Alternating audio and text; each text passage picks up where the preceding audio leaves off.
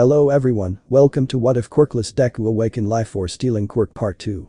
Before we start, please go support Silverlion 12k for writing that awesome fanfic. Chapter 23. It was now the end of the work study for Izuku, and the rest of everyone had returned. Izuku turned in his essay, which meant he wasn't getting suspended. While sitting in the classroom, the members of Class A had talked about their experience with an abnormal aura around Ichako. During her time training under Gunhead, she established a newfound skill in martial arts to become skilled in hand-to-hand combat. She dropped this immediately when she saw Izuku, though, to give him a hug and kiss hello. "So how was your work study, Izuku?" "It was nice. I learned some important leadership skills from Gang Orca, some swordsmanship to make my form a little better from Edshot, also a little more hand-to-hand combat from Maruko." The two smiled, with many people surprised he learned from not just one, but 3 pros in a single week. "Sounds like Midoriya got even better." Kirishima stated this to Shiro with an explosive blonde enraged. "I couldn't even finish mine, and this shitty loser gets to do his with 3 bullshit. The only reason I was able to is because the 3 were part of a team of Kachin. I just got lucky." He was about to say something else before Izawa walked in. "Good morning, class." Everyone took a seat as he started class. "First thing, Midoriya." "Why, yes." Izawa held his essay in his hand while smirking. "Would you mind telling us why you had to write an essay about quirk laws?" Izuku swallowed a lump in his throat before answering. I kinda confronted the hero killer using my quirk. It wasn't right and I should be in jail. The only thing that saved me was the fact I had permission to use my quirk by the pros I was training under. If I did not, I would have been in jail. The essay was so I can understand why it is important to keep these laws known for us, so I won't get the idea and make people understand that what I did shouldn't be praised. Izawa nodded while motioning Izuku to sit. Most of the class heard this with a little bit of a surprise, with an ash blonde now fuming, since he remembered a video that he was shown during heroic classes. "Welcome back, class," All Might shouted with an eager tone, hoping to see how much the students improved. All were excited to see him again, except 2 people, being Izuku and Ichako. "For today's heroic exercise, we will be doing a rescue race." The first group was chosen to begin the exercise and consisted of Izuku, Shiro, Iida, Ejiro and Mina. The other students were placing bets on who would win the first race. It was then that the horn sounded off. Shiro was shooting his tape and swinging when suddenly he was face to face with Izuku, who was keeping up with him while running on the pipes. While everyone was amazed at Izuku's improvement, Kitsuki Bakugo was fuming with rage, seeing that Izuku had improved by a lot. Izuku had missed a step and began to fall before he did. He used the chain like a grappling hook to swing back to a pipe and continued on. Izuku and Shiro had tied for first place, as the other students in their group had placed below the 2. All Might tried to congratulate the 2, but Izuku walked away while ignoring him back to the other students. As the day progressed, they were in their final class of the day, which led to a major announcement by Izawa. "Alright class, today we will have a special assignment for you all. This assignment counts as a part of your upcoming end-of-term exams, which will consist of 3 sections. The first is a mystery portion. The assignment will be to help a civilian, but it can't be a regular civilian. You'll know who it is, because this portion of the test will happen anywhere on school grounds. Since this is part of your grade, be prepared for anyone you come across who needs help." Izawa left with everyone thinking on this and what it would represent. As everyone was leaving, Izuku and Ichako met up with Najire, who was waiting for them outside their class. "Hey you two, how was the first day back?" The 3 made small talk as they exited outside. As they were about to leave, a small child started crying near the entrance of the school. The 3 ran over to see it was a little girl. "What's wrong, sweetie?" "I lost my mommy and can't find her," she shouted this through tears as Izuku patted her head. There, no need to cry. We'll help you find your mommy." The girl looked up at Izuku, who shot her a smile. "Why don't we take you to Principal Nezu? I'm sure he can help us." The 4 of them made their way to Nezu's, with Ichako asking a little about the girl. They found out that her name was Faith and she's quirkless like Izuku was and is always picked on. Izuku knew just how evil kids can be for him to speak up. Growing up like that is painful. "I understand that firsthand, Faith, so I know how bad you have it." Izuku began thinking of what it must be like for her and how it's probably worse now. But it gets better when you find people you can trust. Also, don't think your mom isn't on your side. She loves you very much and wants the best for you. Don't think she doesn't ever, because that's when you're really alone in this world. Faith began to hug Izuku to earn an awe from Ichako and Najire. When they made it to the principal's office, they found a woman inside who Faith ran to. "Mommy," the woman hugged Faith as she picked her up in her arms. "I can't thank you enough for finding my daughter." The mother bowed, with Izuku trying to brush it off. "It's not that big of a deal. It's what anyone should do in our situation. Helping people is something we need to do if we want to become heroes."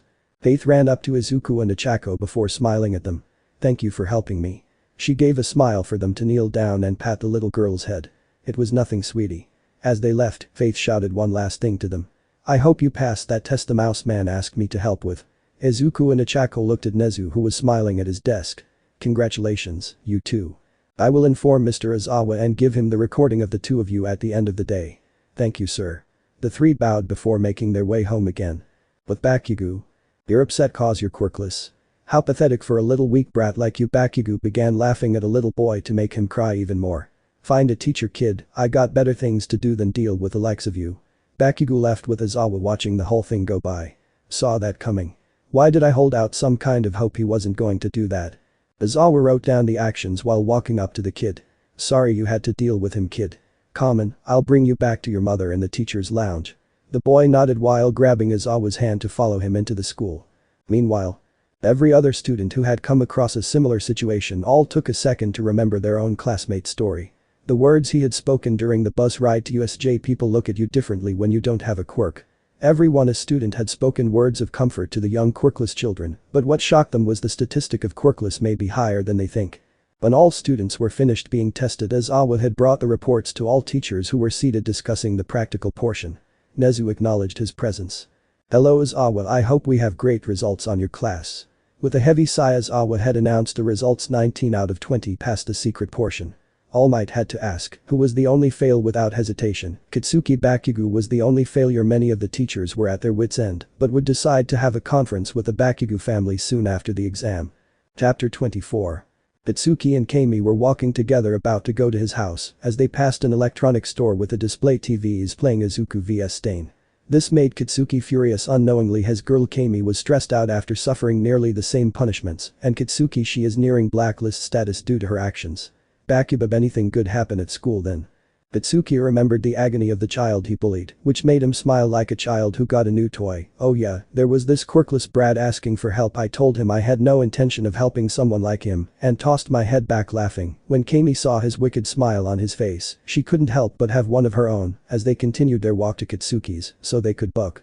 Back with the teachers. During the meeting, all the teachers reviewed the recordings of how well one did, but when it came to Katsuki Bakugo, the video left them appalled. "Now that we've finished watching the mystery portion of the exam, let's move on to the practical," said Principal Nezu as he sipped some tea, looking over many of the possible team-ups. When Ozawa voiced his opinion, "I believe Midoriya should do his practical alone," as many in the room gasped, wondering why Ozawa would suggest this. "Why do you want him to do his exam alone?" asked Midnight, who was genuinely concerned about his student. My reasoning is because Katsuki Bakugo is the only student he could be paired with, and they both hold a perpetual hatred for one another. The other teachers agreed with this statement. "So who will he fight?" This was asked by President Mick. Silence filled the room until Ozawa made a suggestion. "All Might, you and Midoriya have history, so you'll fight him." All Might tried to argue that Ozawa's suggestion wasn't logical enough, but this made all other teachers suspicious about why All Might didn't want to fight the young man. "You need to know, out of everyone here, you're the one that would work the best with him. He has something against you, and you are the perfect opponent as someone that has unlimited energy against someone that can zap anyone or anything of energy." All Might heard this and began to release a deep sigh. "Fine. But who will fight young Bakugo? I have a person in mind for the young man." Nezu says this as everyone listens closely to his opponent. Meanwhile, with Izuku. "I think I've got it. Try moving around Ingenium, sir." Izuku, Ochako, and Nijire had spent the afternoon helping Iida with healing his brother, hopefully to full health again. The damage done was rather severe and forced Izuku to focus the area of life energy to one specific spot in general. Thanks to some training and a more open-minded suggestion while on his work study, the green-haired boy could manage this enough where it worked. As the engine hero began to move, Iida and his mother were in tears as a miracle the doctors said would never happen came true. "Thank you, Midoriya. You have no idea how much this means to me. It's an honor to be of any assistance, sir. Iida is a good friend and classmate. I'm happy I could do something to help." Ingenium held his hand out for Izuku to shake while thanking him again.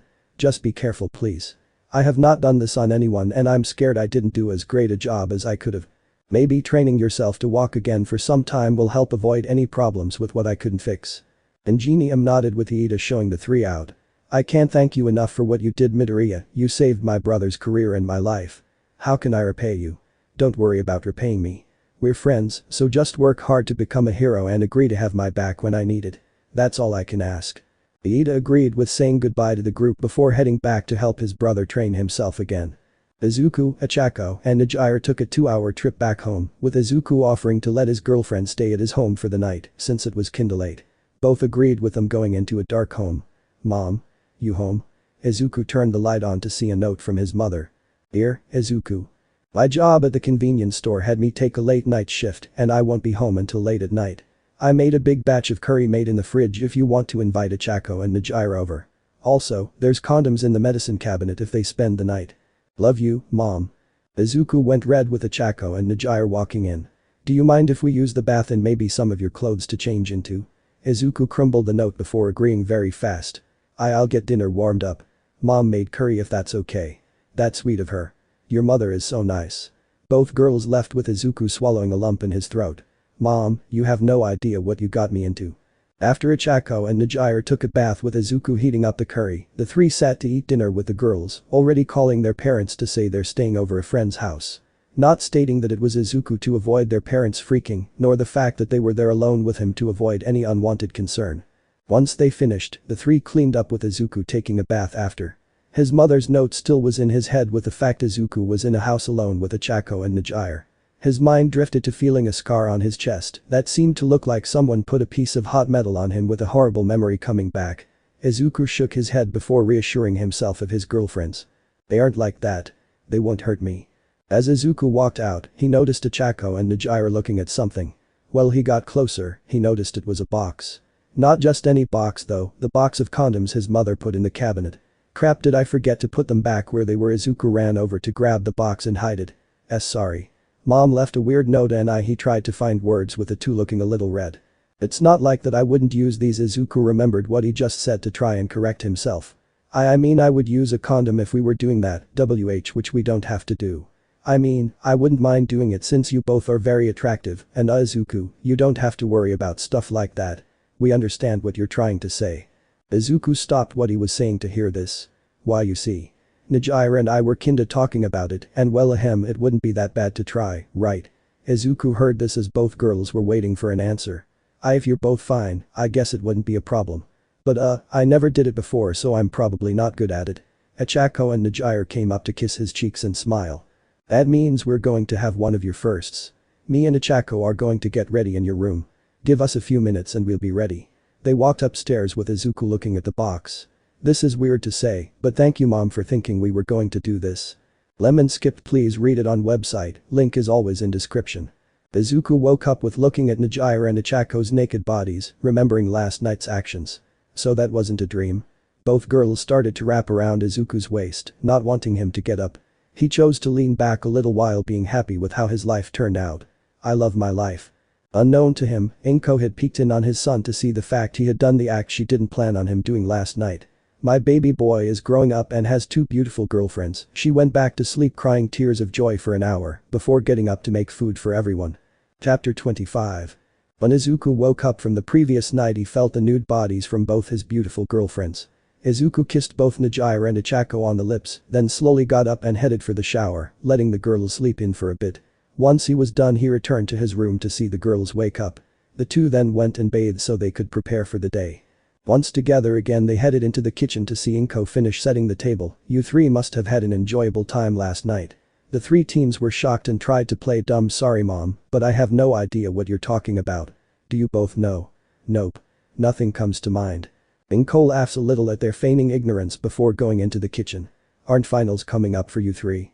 She asks this while making something for everyone with Izuku walking in to help. "Actually, they're in a week. The written part is kinda normal like any other school, but the physical exam is something we don't know much about. When I took it my first year, they were fighting robots. Since the first years had gone through worse than we have in our first term, I wouldn't be surprised if they changed this up a bit." Izuku and Ochako think on this before asking Nijire if she'd be willing to do a group training session. She agreed with also offering to bring Tamaki and Mirio in it as well to help everyone get in shape for the end of term finals. 1 week later. Pencils down. The final term written test has finally finished with Class A, with some doing far better due to their study group. Now came the hard part for them, the physical. Everyone came down to the fake testing grounds for all the UA faculty to be there. Nezu pops out of Aizawa's capture gear to explain what was going on. This year's final exam will go slightly differently than in previous. Due to the ascending skills you have gained from constantly fighting villains, we have come to the conclusion that robots will be far too easy for you and decided to revamp our exam for you students to fight us teachers. Izuku and Ichako noticed a pair of spirals in the group of faculty to realize Nijire was there. Nijire. What are you doing here? I was asked by Principal Nezu to help today. I'm so excited to see what we'll do. Azawa went over that all the staff will be moving at half their speed and strength thanks to specific weights made by the support division, with the students being able to capture or get out of the area through a gate to indicate they passed. When this was said, the groups were shown with Izuku fighting All Might alone, along with Bakugo fighting Nijire alone. But the Buck Deku gets to fight All Might, but I have to fight his Hitch. That's not fair. We had our reasons to put you together. Now quiet down. Bakugo attempted to fight back with Nijire cracking her knuckles, looking at him with a death aura around her. Call me a Hitch again, see what happens. Oh please, like some skank of Deku's is gonna beat me. Bam. Bakugo was cut short by a foot to his head. Everyone glanced over to see Maruko, who wanted to pay a visit to the school today. Oops, my foot slipped. My bad. She states this in an unashamed comment as she walks over to Izuku. How you doing, Catalyst? These two your girlfriends that called you up? Maruko says this with a smirk as Izuku nods, with Ichako and Nijire introducing themselves. You wanna go, rabbit? I'll kick your ass along with the slutty blue Hitch. Azawa heard this while turning to face Bakugo. If you're that confident, then let's see, back it up. Now you will face both Hato and Maruko. The blonde looked at the two and wasn't afraid. In his mind, he was the best without doubt. Sadly, that won't help him against the third strongest in UA and the 5th ranked pro. Fast forward to Izuku's match. Everyone had gone through their matches with the majority winning. Izuku had begun to walk over to the training field. As he walked inside, his mind was dead set on what he had to do today. When ready, the bell rang with Izuku absorbing some life energy from the trash cans nearby. The green-haired boy ran through the city before being sent back a little by a shockwave made by All Might. This won't end well for you, young Midoriya. Let's see what you've learned though. All Might was ready to fight as it seemed, but was hesitating inside. All the hate Izuku has for the pro was because of him. Inside, he felt as if it was really him that pushed Izuku off that roof instead of the green-haired boy himself. Izuku ran at All Might with him going to knee him. He dodged this and landed a dropkick to his right side. The pro winced in pain as Izuku went for a punch to the face. All Might began to get up, spitting blood. Not a bad punch. He came at Izuku with several punches to force Izuku back. But not good enough. Once Izuku got to a wall, he took a bunch to the chest before grabbing All Might to siphon some of his life energy out. I've felt worse. Izuku moved to All Might's side to German suplex him into the dirt for him to recover a bit from the punch. All Might got out and ran to Izuku to give a few more punches. Many in the monitor room tried to understand why Izuku seemed to be enjoying going after All Might with the pro in question, hesitating from what it looked like. Unknown to the two, however, the whole conversation was being heard by the teachers, Nijire and Maruko. You son of a Hitch, for 14 years, I spent my life idolizing you. For almost 10 of that, I held onto the sliver lining of hope that I could be a hero in one day, 1 minute. You destroy my only hope in this bucked up world. Izuku grabbed All Might's face to slam him down into the broken pavement. Do you even know how much bucking torment I had endured because of your lie? Izuku began panting while getting on top of All Might to repeatedly punch him in the face. Every punch I had, every cut that left a scar, every burn that I smelled, every nightmare someone would go too far and kill me, all of that was endured because of my belief that I could still be a hero from what you said. Izuku went for one final punch before breaking down to tears. Why couldn't you just lie to me that day? All you had to do was lie to me and say it was possible. Why did you have to tell me that? All Might looked at Izuku clearly now to see the hatred he had was not for All Might, but his own self-weakness. The tears he cried were because he knew he was right, but wanted to have some faint realization that they weren't. I have no words for the epitome of how sorry I am. I had no right to say what I did, and I'm sorry. Sorry doesn't fix anything. Izuku punched All Might once more in the face, with his body shaking from the blind rage he was holding. You took my only hope back then I had a way. Izuku gave a solid right to the pro again. Gave the one thing you could have given to someone more worthy to my tormentor. He slammed another left. Why did I ever think of you as my idol? Izuku hit All Might one last time, with both his fists balled together. Sniffle. I hate you. I hate you for making me believe I still had a chance when I didn't. Hick, because of this stupid world, I had nobody that believed me. Izuku finally broke down to let all his grief out to cry. He finally said what he wanted to, but it didn't make him feel better. Before he lost all his will to fight, however, Izuku placed the cuffs on All Might to signal his victory. After this, All Might wrapped his arms around the boy, understanding how much pain his lie really caused now. I'm sorry. I should have never said what I did. If I would have known, I would have never said what I did. I hurt you probably the worse than anyone else. I don't deserve to be a hero if this is what I do to someone that should have been helped long ago. Izuku hears this and finally stops clenching his fists to hug the pro. But the teachers. Aizawa shuts the audio off after this to let them have their moment. Words cannot express the amount of failure we have committed as a society. We have broken a child and brought him to this extreme just to make us feel better. Nezu says this with every person holding their heads down after hearing this. What did he mean by giving something to his tormentor? Boruko asks with Najire somewhat answering. I don't know about what the thing was, but the tormentor is the blonde we're facing. The rabbit hero looks at Najire to ask an important question. Those scars, please tell me that he didn't. Najire only nods for Maruko to realize where they are from. Assholes going down. Wait. The two look at Aizawa, who is trying to keep himself composed. He needs to be taught a lesson. Whether he wins or loses, he will no longer be taught in my class after all he's done. Break him like he did Midoriya. A small bit of satisfaction came after hearing this for the two girls. Bakugo, you're dead. Chapter 26. After Izuku composed himself after the match, many congratulated him on his victory, but only gave a half-hearted thanks. I'm a little exhausted guys, I'm gonna lie down on the bench. His class nodded, but Todoroki followed him once everyone turned to watch Bakugo's match. Todoroki walked over to Izuku. Did you get enough anger out? Izuku only looked up and nodded yes, but it still wasn't enough in his mind. Final match. As everyone had gathered around the massive screen to view Katsuki's battle, many were waiting for the match to officially begin. The second the horn sounded, Katsuki walked 2 steps forward, only to be kicked ferociously through 2 buildings. What the buck was? Thought Bakugo couldn't react as he sent forward by a spiraling wave. Where the buck are you damned hitches? He looked to the side to see Maruko's foot slam into his face to send him to the ground. How does it feel being the one on the receiving end of injuries? Does it hurt? Bakugo tried to get the rabbit hero off only to notice her jumping off for Najire to stomp on his stomach. How many times? Bakugo looked at the angered girl as she asked her question again. How many times did Izuku tell you to stop with you refusing to listen? Bakugo tried to use his explosions for Najire to send a shockwave at his face, cracking the ground underneath. I knew Deku's hitch couldn't hit hard. He's a wuss. Always has been, always will be. He started to smile while saying what he did next. That bucker probably doesn't know the first thing about satisfying a woman.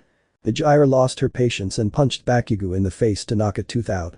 The onslaught didn't stop here as she picked him up by his hair to bring him over to a set of cinder blocks to lay his arms near them while Maruko held him down. What, gonna prove that Deku can't satisfy Yaoi? And Najire dislocated Bakugo's right arm for the explosive teen to try and attack with his left. Maruko grabbed it to dislocate his other to make them turn completely around. He stood up still thinking that there was a chance to beat them with both girls smiling. You like making someone's life miserable, right? Najire started holding her hands out with spirals forming in them. Let's see how you like the shoe being on the other foot. She blasted a shot at point-blank range for the blonde to go through another building. Blood was covering Bakugo's eyes as he came to attack again, with Maruko tripping him up. He was losing consciousness before Najire picked his head up to say one last thing.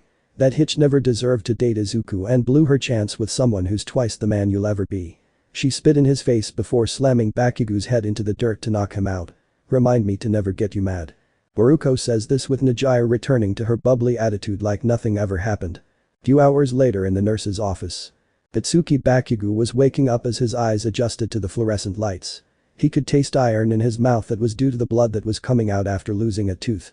Katsuki felt a gap where a tooth should be, and he then realized he lost his battle. He tried lifting his arms, but couldn't since they weren't moving, only to see them heavily wrapped in casts. Oh, you're awake, sonny. Well, classes are almost over, please head back to class. Recovery girl said as she saw Bakugo wake up. He then walked to class. Little did he know it would be the last time he would set foot in one. When he finally arrived at class, he saw everyone including their parents. Good, you're up now, we can begin showing the results for everyone's final. Aizawa said as he pulled up the written scores and showed everyone.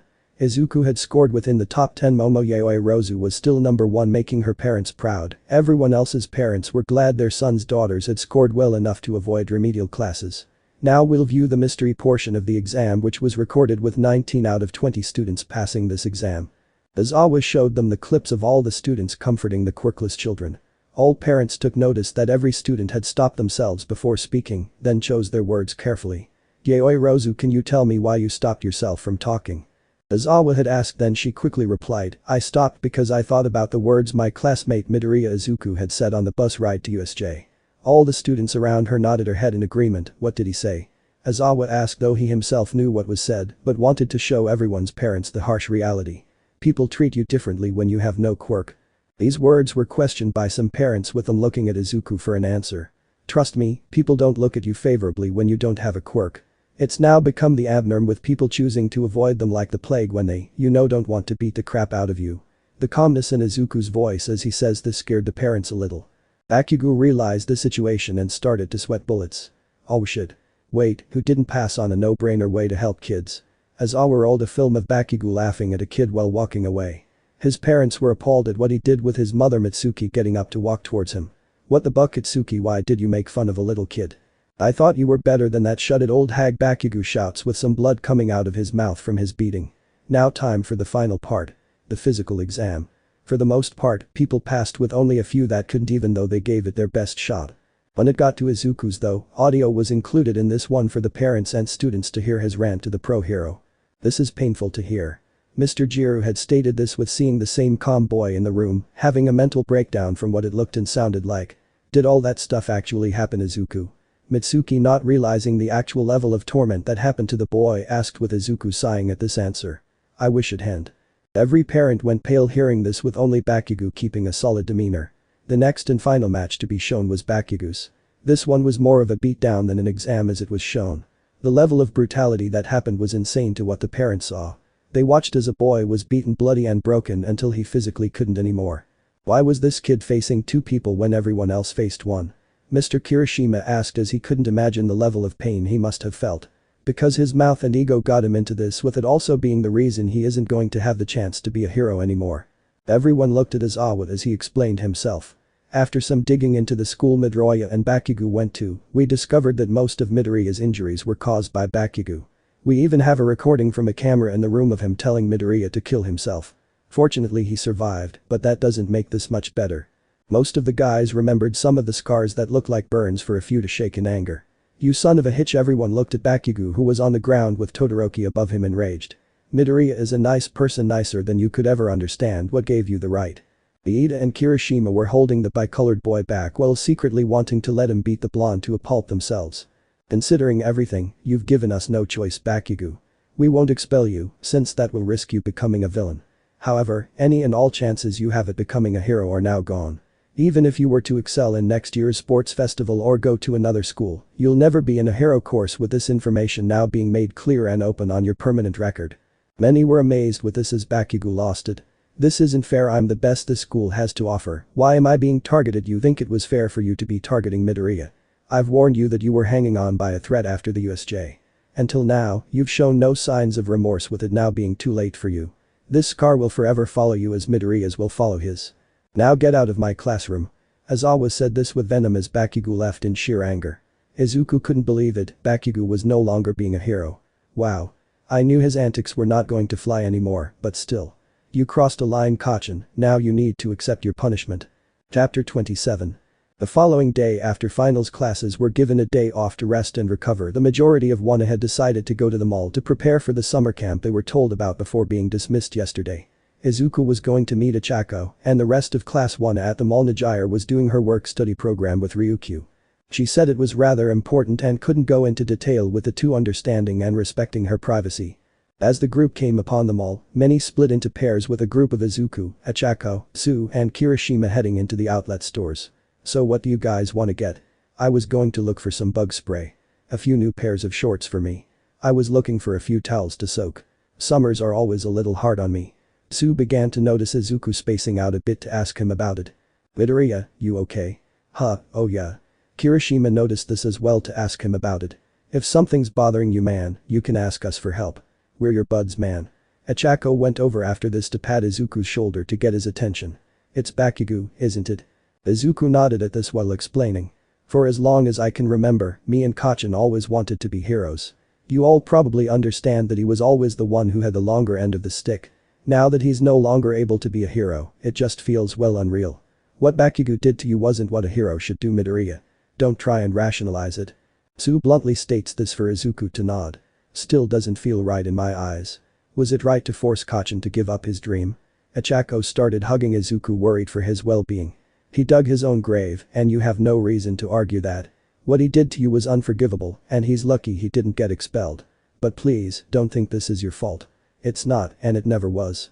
Izuku smiled at his girlfriend's kindness before patting her forearms that were wrapped around his waist. Thanks Ochako, you and Nijira always know what to say. Someone's gotta help pull you out of your own self-misery and we all know you can't do that yourself. Izuku chuckled a bit at this before agreeing. Alright, let's find what we need and window shop a little after. Right. The quartet found their items rather quickly to check out. While leaving, Izuku bumped into a face he'd rather had avoided. Well, if it isn't Izuku. How are you? Camine began to be rather kind acting with Izuku, knowing the tone she's giving rather well. She wouldn't show it on the outside, but she was beyond pissed. Hey Utsushimi. I'm doing well. I see you've still got that stutter. How sad that you could become a hero, but the real star of our neighborhood couldn't. I guess the world won't have the next All Might. Major lame if you ask me. She was rubbing salt in Izuku's wounds making him feel bad. It was because Yue found out what Bakugo did to him that this happened to the blonde. Midoriya, who's this? This is Camine Utsushimi. Izuku introduced Camine with her walking up to hold his arm with one hand and grab his back with the other. The group didn't see what was happening behind the two since they faced forward, but Camine was digging her nails as deep in Izuku's back as possible. Nice to meet ya. So you're classmates of Izuku's here. Totes awesome. He never told me he had such cool folks in his class. It's okay Izuku, it's just her nails. You felt worse. The green-haired boy started to feel something trickle down his back to know it wasn't sweat. So how do you know Midoriya Ribbit we used to date? Did he not tell any of you about me? She began to slide her nails down to open Izuku's back even more for him to go a little pale. Midoriya, what's wrong? Sue started to notice this with Izuku trying to answer. It's nothing. Just a little surprised to see Utsushimi again. Out of everyone in the group to pick up what's happening, Ochako started to see Izuku shake violently to realize there was more to this than they thought. Why don't we sit down somewhere to speak? Ochako walked over to grab Izuku's arm and Kami's hand to force her to let go before yanking Izuku over to her. Sure. I saw a nice little refreshment stand a little ways back if you guys want. Lit fam. The group started heading out for them to sit at a table. Ochako kept Izuku in a corner with Camine sitting down directly across from them without anyone noticing Camine was digging her heel onto Izuku's foot. He didn't focus on the pain, but when everyone's drink order was taken he excused himself. Excuse me, but I have to use the bathroom. Kirishima had followed him because he had to use it as well. As the girls found themselves alone, Sue began to ask a little about how Camine knows Izuku. Midoriya never told us he knew someone like you. How come? Well me and Izuku used to date and he probably feels embarrassed. You know how he is, too much of a pushover sometimes. Ochako wasn't buying a single word of it knowing what she did about the woman in front of her. So Ochako, what's your relationship like with your boy toy? The fact she was calling Izuku things like this enraged her to no end for Ochako to find a way to retort back. Very nicely. Izuku, myself, and our friend Nijira were able to have a nice time together a little while back. He's really a beast in the bedroom if you know what I mean. She eyed down the fawn-haired girl for her to hold a face of death behind her smile. I didn't know he had it in him. Then again, you two probably had to do all the work since he's such a nice boy. Not with me. He enjoyed the taste of my body where he had to take an energy drink the day before from how exhausted he was making sweet love to us. PFFT, I doubt that. She started laughing a bit with Sue trying to figure out what the issue was. With the guys. So you used to date that girl? You never told me you had someone that nice in your life. I guess I forgot to mention her. Izuku started to awkwardly laugh before something caught Kirishima's eye. Midoriya, why is the back of your shirt wet? Kirishima felt his shirt to notice a metallic smell to it. Just pretend you didn't see this please. I don't want to burden you and Sue with my problems. It's bad enough that Ochako has to sit and listen to Utsushimi, but I won't give her the satisfaction to know she still has a hold on me. But if it's hurting you, why don't you say something? If I did, you two would be dragged into something you don't deserve. Just pretend it doesn't happen. It works for when I need it to. Look Midoriya, we're pals alright, I got your back no matter what, okay? If someone is messing with you they're messing with me. My dad told me that the word friend means brother which makes us family and we watch out for one another. Izuku smiled at this while letting a deep sigh out. Utsushimi and I had an abusive relationship. She would regularly torture, hit and basically bleed me dry of all my money. The worst thing was sending me a picture of her cheating on me with Kachin some time back. Kirishima started to get kinda scared of what the next comment was. This was the evening before I jumped off the roof of a building. I'm so sorry man. I didn't know it was a touchy subject. Sigh, it's in the past. Any chance I can get you to put these gauze on my back? Kirishima nodded while Izuku lifted his back to show his still bleeding cuts from Camine. Holy shit man, this isn't bad. Kirishima wet a paper towel to clean some of the blood off before putting the gauze on. I'm scared to know what bad is with you.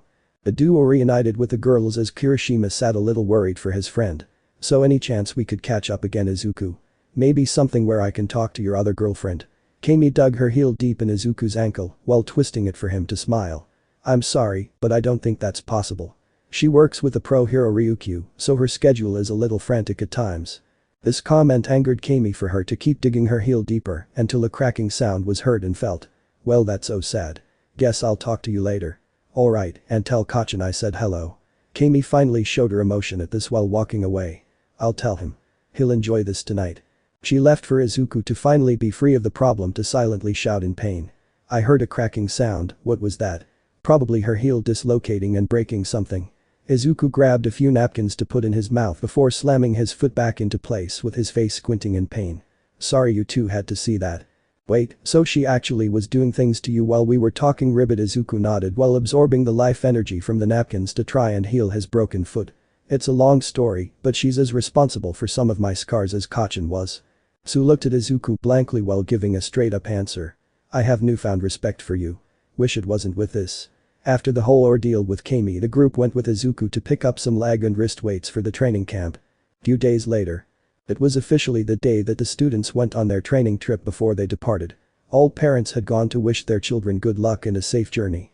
When all were aboard the bus, the trip began. Many were talking amongst themselves, others playing card games to pass time during this ride. Izuku had a Chaco napping on his shoulder as he thought, training is about to begin. Chapter 28. As the bus headed off to the training camp, many were talking or playing cards, while some had chosen to nap. Izuku was meditating for a bit and then decided to nap. After some time on the road, the bus came to a stop. As they all got out, they stretched, but a lone car approached them, and two pros came out along with a child. They were the wild hussy cats. Before training began, Izawa pulled Izuku to the side and said, "You'll need these." Izuku knew it was his support gear, then realized what Izawa was gonna do. "Can I get a head start?" Only to receive a nod signaling yes, so Izuku found some grass and absorbed the life force. As the hussy cats finished explaining what was going to happen, the rest of Wano was confused, only to see Izuku run and jump off the cliff. Everyone was worried until they heard collapse it. Izuku was able to minimize his damage and had transferred some to those who got hurt. It was all quiet when a massive earth beast emerged from the woods. "Hey Kota, can you try and reason with this thing?" Zero decided to ask for their animal talking friend to try and calm the beast down, to only realize it was a being made entirely of earth. Before it could attack anyone, Izuku siphoned all the energy out of it to turn the beast to sand. The class of Wano quickly found themselves surrounded with everyone preparing to fight.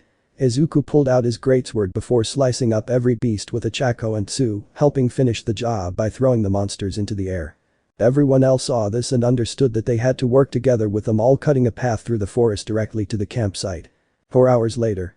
Most of Class A came to the camp unscathed thanks to Izuku constantly helping them. However, the constant abuse began to take its toll, with the green head collapsing. Kirishima and Iida carried Izuku in, with Todoroki making ice to melt with Yaoyorozu, obtaining a few washcloths to put on Izuku. While this happened, Achako ran to the side of her boyfriend, not leaving until he was up again. "That kid's quirk is insane, Eraser. He's definitely awesome." Pixie Bob began to smile while looking into the room that Izuku was in. "Don't try it, Pixie Bob, he's already got 2 girlfriends, and I don't expect either to be happy or thinking of taking him from them." Nothing's wrong with looking. As they spoke, they heard Izuku regain consciousness to see Achako hug him after flicking his forehead for doing something scary. "Next time you pull it this close, don't expect a flick on the head to be all you get. Sorry. I just didn't want anyone to be left behind." Achako hugged Izuku as the three looked inside. "The kid's got good intentions." "He does.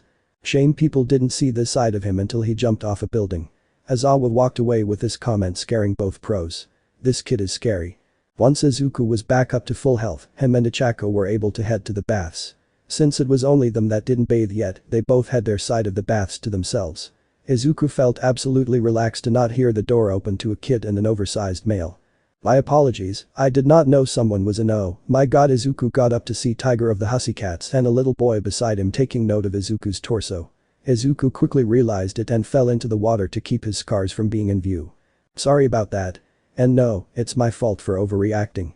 The boy went over to Izuku to look at the scars to ask a question. "Does it hurt?" "Sometimes." "I'm sorry, Kota's Mandalay's nephew. Please forgive him if he said something insensitive." "It's fine, I'm used to people being a little spooked by these." I'm sometimes disgusted by them myself. Izuku ran his hand over certain scars with Kota sitting down next to him. People can be mean sometimes with things they don't understand. So they take it out on others with this happening to people. I can't change what happened to me, but I can prove these scars will guide me and know where I started from to help others who are hurting like I was. Kota seemed to be shaken by this as he began to hug Izuku. I'm sorry. I thought you and your friends were dumb people for being heroes. Please forgive me. Izuku patted Kota's head while smiling. It's okay. If you apologize, I'm sure everyone will forgive you. Kota nodded with Tiger being a tad surprised. And all the time Kota was living with him and his teammates, he never seemed to open up to any of them. But here he is, opening up to a stranger who understands hurt and feeling alone from example. This kid seems to have a good heart. Next day early morning. It was 5 o'clock in the morning. Aizawa had woken up his class to begin the intensive training in order to prepare them for the provisional license exam. Alright class, starting today, I'm going to push you all to the limit so your quirk strength increases. He passes a ball to Izuku similar to the first day. Your last score was just under a kilometer. Same rules as before, also siphon the same amount of energy. Izuku did as he was told to pull what he had back then to get in the circle. When he threw it, he looked at Aizawa who showed it was now just over 1 kilometer. You all may have gained knowledge and skill with using your quirks thanks to your interactions with villains, but your base strength with your quirks have just barely improved. Their teacher began to smile like a madman while saying his next bit. This training camp will become absolute hell for you all. Be prepared to be worked like you've never been worked before. Everyone was a little scared with Izuku being the only one smiling. If this is what it takes to become a hero, then I'll push through it. As everyone was given assigned exercises to enhance their quirks, Izuku wondered what Aizawa had in store for him. Alright Midoriya, come with me, Aizawa said as he led Izuku in front where all his classmates can see. Now for your exercise, I want you to absorb life from as many trees as you can, then rejuvenate them and repeat the process until you can increase the range of your absorption. Then I want you to work with Pixie Bob who will send the earth golems at you using your sword and sharpen your skills. Lastly you will fight Tiger, myself and Mandalay in hand to hand, is that clear? Mandalay was a little skeptical about this since Izuku's training was far more rigorous than the others to a point she wished to call this out. Eraser, isn't it a little too much for one kid? It's fine Mandalay. If I want to be a hero, I need to become far stronger and overcome whatever. At least, that's what I think. Aizawa smiled at this while motioning Izuku to start immediately. If he wasn't strong enough in my opinion, I would have never suggested this Mandalay. However, that boy has been to hell and back where a little pain means nothing to him. I have faith he will handle this and be ready for whatever this world throws at him. They watch as Izuku starts pulling the life energy out of a tree for it to wither and die before going to another to just make the leaves change color while holding the energy in him for some time to manage the immense strength. I don't know why Midoriya, but you seem to impress everyone with your tenacity and drive. I wonder how strong you will get after this. Aizawa left to watch his other students while Ragdoll was told to watch and make sure he doesn't die on them. She hoped this was metaphorically, but didn't want this answer knowing Aizawa doesn't really like jokes. 10 hours later. It was 5 o'clock p.m. All students were put through the ringer after pushing their quirks beyond their limits. As they had arrived back at the lodge they were hoping to see dinner being served, but they saw both Pixie Bob and Ragdoll in front of a pile of ingredients. Alright. As of today, we aren't cooking your food anymore. You kittens will have to make your own meals from now on. Starting with curry, Ragdoll says the last with excitement for everyone, but Izuku gives a tired yes. The green-haired boy on the other hand jumps right in with getting some wood set up for the fires, along with getting some water on to help peel the tomatoes and cook the potatoes prior to making the dish. Geez, this kid is like a walking dynamo. He's so awesome. I got to watch the life of a tree forwards and backwards all day, Ragdoll laughs, while the rest of class A and B try to keep up with their classmate. Whoa Izuku, you're really good with that knife. Kinda impressed. Thanks, I cooked a lot at home with my mom. Izuku and Ichako smile while the boy doesn't miss a beat. Hey, anyone know how I'm peeling these tomatoes? Cut an X in the bottom, then put them in boiling water for a minute or two. When that's over, put them in ice water. Everyone stopped to look at Izuku who strangely surprised everyone on his barking of orders. What? They all went back to work after to get everything finished in record time. After eating they all had taken a bath and gone to sleep because tomorrow would be another hectic day. Chapter 29. The next day again training began at 5 o'clock in the morning. It was time for more hellish training, but it didn't bother Izuku in the slightest. Since he literally clawed his way to where he was, brutal training isn't anything to him anymore. In a sense, training that doesn't push him to a state of exhaustion left him unfulfilled with this being worth his effort. After some time training, Izuku began to realize that he could not only siphon life energy out of a larger area in a single moment, he could also siphon life energy from the air itself. This would save him immense time and collateral, so long as nobody walks into the area he siphoned. Ragdoll made this mistake to make it feel like she was breathing in death. Since he got a tad bit better with this, Aizawa told him to start his next set with swordplay and combat training, along with holding more life energy in his system to make him be able to hold larger amounts for longer times. During his sword training with Pixie Bob, she was in awe of how precise his strikes were and also how elegant the form he used was. As she sent hordes of golems, one managed to land a hit and tear his shirt off Pixie. Bob was shocked for two reasons. The first was because he was muscular, but with a lean build. Second was due to all the scars. Izuku gave the golem a hit back, slicing it in two with the pro about to go up to ask if he was alright. However, she was stopped by Tiger, who asked Aizawa prior to say it's not worth getting into. Pixie Bob respected her comrade's suggestion and didn't go any farther. Alright kiddies. Tonight, as a reward for all your hard work, we'll give you all a test of courage. So work hard and later you'll get to play hard. Many were excited, with a few having some different emotions towards this. Alright Midoriya, time for combat training. Aizawa passed Izuku a shirt while saying this. Also, you may want to put that on before you scare the members of Class B and or give your rocket too much of a nosebleed. Izuku glanced over to see Ichako staring with blood dripping down while levitating a few boulders. Sorry. Before Izuku could prepare for combat training, he saw black smoke from the forest as the sun was setting when suddenly a small group of people came out of the woods. They declared, "We've come to kill Izuku Midoriya, he's a threat to Master's plans." The students were caught off guard since they didn't expect this to happen. Izuku knew what had to be done. As he was near Aizawa, he whispered, "Am I authorized for combat?" As of this moment, yes. Izuku cracked his knuckles while bringing out his chain and sword. "You want me?" Izuku threw the weighed down part of his chain to knock some kid with a gas mask out cold while shattering the mask in the process. "Come and get me. This is gonna be fun. Muscular, go wild." A giant bulky man known as Muscular came charging with what seemed like his muscles were bulging out of his arms at Izuku. "Time to die, kid. Show me your blood." Izuku narrowly missed being punched to only be kicked a distance to fall on the solid rock. "Not bad, kid, but you're outmatched against me." Muscular walked over to notice the ground turn to dust. "Neat trick, but it's not gonna help you." Muscular tried to attack Izuku with him shooting a beam at him. It seemed like it didn't do anything until the giant villain fell back to show him unconscious. Izuku ran over to make sure he didn't overdo it to see he's still breathing. "You wanna keep going or make the same mistake this guy made?" The man with severely burned skin smiled while imprisoning himself, a girl with blonde messy buns, a guy in a straitjacket, and some Deadpool cosplayer in a ring of fire with Izuku. "Crazy, go wild. Moonfish, feel free to slice into his flesh. Yay flesh. Delicious flesh." As this went on, Mandalay and Tiger began to fight a man that looked like a gecko and a person with a giant magnet. The students had their own worries with a giant Nomu going after them with what looked like chainsaws on its limbs. Izuku knew he needed to save everyone since they're after him, so when Moonfish came close, he siphoned each of the metal blades from his mouth to the point they were rusted. The extra power boost allowed him to swing his sword at a more ferocious speed, causing Moonfish to fall to the floor in agony since his teeth were shattered. Before Izuku could attempt an escape plan, he heard water being shot out. When he turned around, there was Koda using his quirk in order to make an escape path from the ring of fire. As Koda focused on keeping the path clear, he didn't notice the crazy bun-haired girl. Izuku quickly rushed to his escape when he pulled his chain out to wrap around the girl's hand, making it possible to pull her towards him so he could save Koda. As the girl was yanked, Izuku was able to grip her face and smash her head onto the ground, knocking her out. However, she was able to jab her knife into Izuku's bicep, going deep and hitting bone.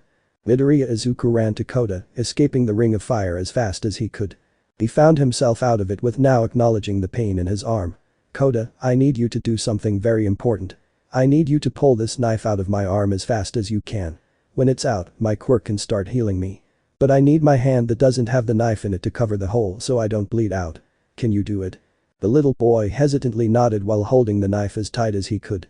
On 3. 1, 2, 3. Koda yanked the knife out with Izuku grunting in pain before covering the hole with a torn piece of his shirt. "Thank you, now I need you to tie this piece around my arm as tight as you can." Koda did as he was asked, with Izuku letting his makeshift gauze go to grab Koda's hand. "I need to get you out of here. It's too dangerous for you to be here." "Where do you think you're going?" The man with burned skin walked out of the fire with Muscular now angry and still feeling tired. "That wasn't cool, brat. You're dead. How did he survive that? He should be out cold." Muscular went straight for Koda, with Izuku pushing him away. The act made the green-haired boy to be punched in the center of his chest to break a few ribs. He was sent flying into the Nomu before into a wall. Cough cough, that hurt. Before he could comprehend where he was, Izuku was attacked again by Muscular, who missed to crush the Nomu's head in the process. That could have been me if I didn't dodge in time. The villain kept his onslaught up with Izuku dodging and getting either a knee to the face or gut to make him look like a bloody mess. Brad Izuku prepared for the next hit to only notice Kirishima, Tokoyami, Shoji, and Sato tackle Muscular to the ground. You wanna mess with our friend, you gotta deal with us. What are you doing?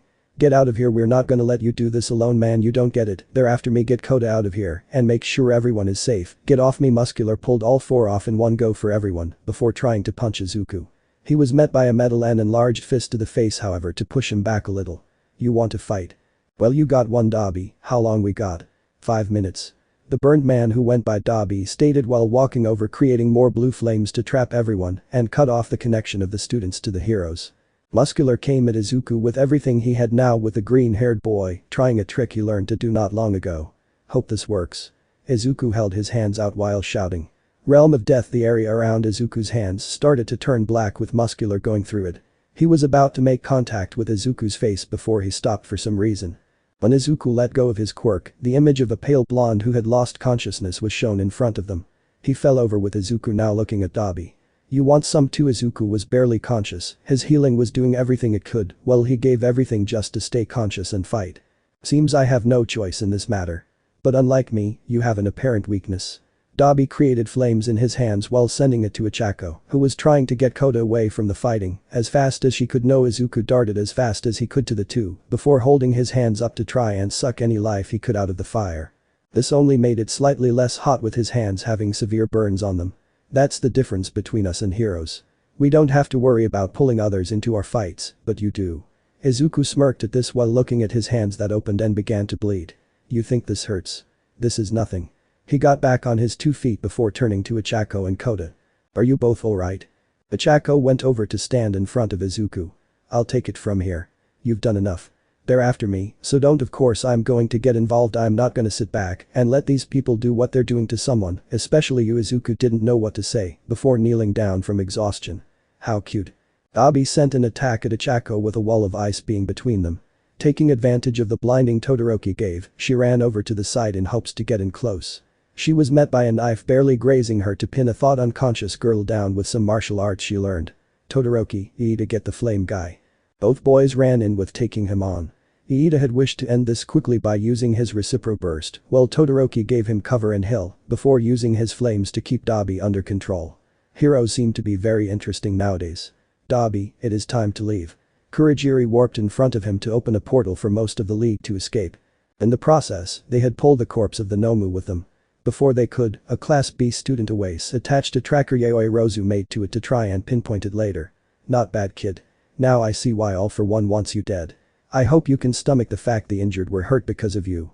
These were the final words Dobby spoke before him and most of the league were taken away. Midoriya, you okay? Todoroki asked while running over with most of Class A and B. Izuku saw some of his fellow classmates injured to hold his hand out. He started to heal them with what he had before passing out.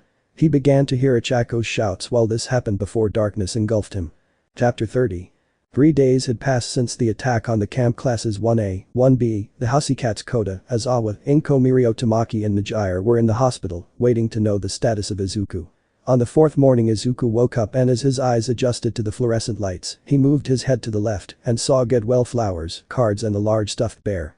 Some flowers looked like they were older, so Izuku siphoned what remaining life force they had. Izuku was now standing and stretching when a nurse walked in and saw him awake. She ran out to get a doctor and notify his visitors that he's awake. Oh boy, I've got hell to pay, he said as the first 2 people were Najire and Ichako, who tackled him onto the bed as tears filled their eyes. The 2 simultaneously spoke after their eyes met. Izuku, you idiot, you could have died immediately. The 2 hit Izuku over his head with Najire starting first. How could you be so stupid and put yourself through that? Do you know how scared we were for you while sitting in the waiting room? When I first saw you, I literally thought you were going to die. Next time you do this, don't scare me half to death. Do you know how hard it was to explain this to Najire and your mom? Or even how hard it was to see you in the state you were in? It was scary. Both immediately hugged Izuku, burying their heads in his chest for Izuku to realize just how scared he made them. I'm sorry. I didn't mean to scare you, and I want you to know that I won't do anything as reckless as what I did again. Izuku rests his head on theirs and smiles. You two are some of the most important people in my life, and I will never let anything happen to make you two upset like this ever again. Promise. You better not. Michako lifts her head up to show her tears to Izuku, along with Najire, who shows an angered face. You do, and you'll have to deal with us next time. Izuku only nodded in compliance, since he knew angry girlfriends weren't good to deal with.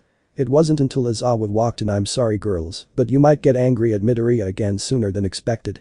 The trio looked up and waited for him to explain. Catalyst has been asked to aid us in raiding the LOV hideout. The girls looked at Izuku, but knew they couldn't stop him since he was being requested. 2 hours later. After being able to recover a good amount of energy, Izuku was handed his hero suit and changed, then he was escorted to where the raid team would be. On arrival, Izuku was met by many pros including Gang Orca and Edshot, who were somewhat happy to see him again. Catalyst. Nice to see you. Seems your hard work has gotten the attention of many. Izuku bowed to his teachers before Endeavor walked over. So why is a kid here? The police had asked for him to be part of this. His ability to heal others along with his combat abilities were something that made him stand out.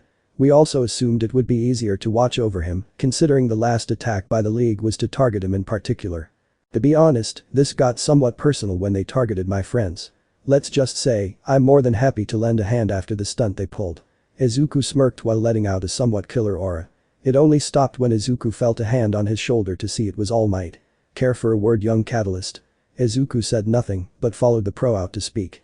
I first want to apologize for doing nothing during the incident at the training camp. I should have been there to help, yet you kids paid the price for my negligence. Sigh, I don't hold you accountable, All Might. Things played out the best they could with only me being seriously injured. Nobody was killed or seriously injured. 3 of the villains at the camp were taken into custody, and we've finally gotten the chance to take the League by surprise. We may have not been on good terms for some time, but right now we need to be on a temporary truce. We both need to be on a temporary truce, so be at your best, sir. You're the person who could most likely end this. Keep that in mind before things go any farther. All Might understood before saying one last thing. I think you should know, young Tagada was the person I thought could be the next successor after our conversation back then. He's a good person. Out of everyone I can think of, he probably deserves that better than anyone else. Pros included. Izuku walked in with All Might letting a deep sigh out. Keep focused. This is slightly your fault, yes, but you need to focus, as young Midoriya said.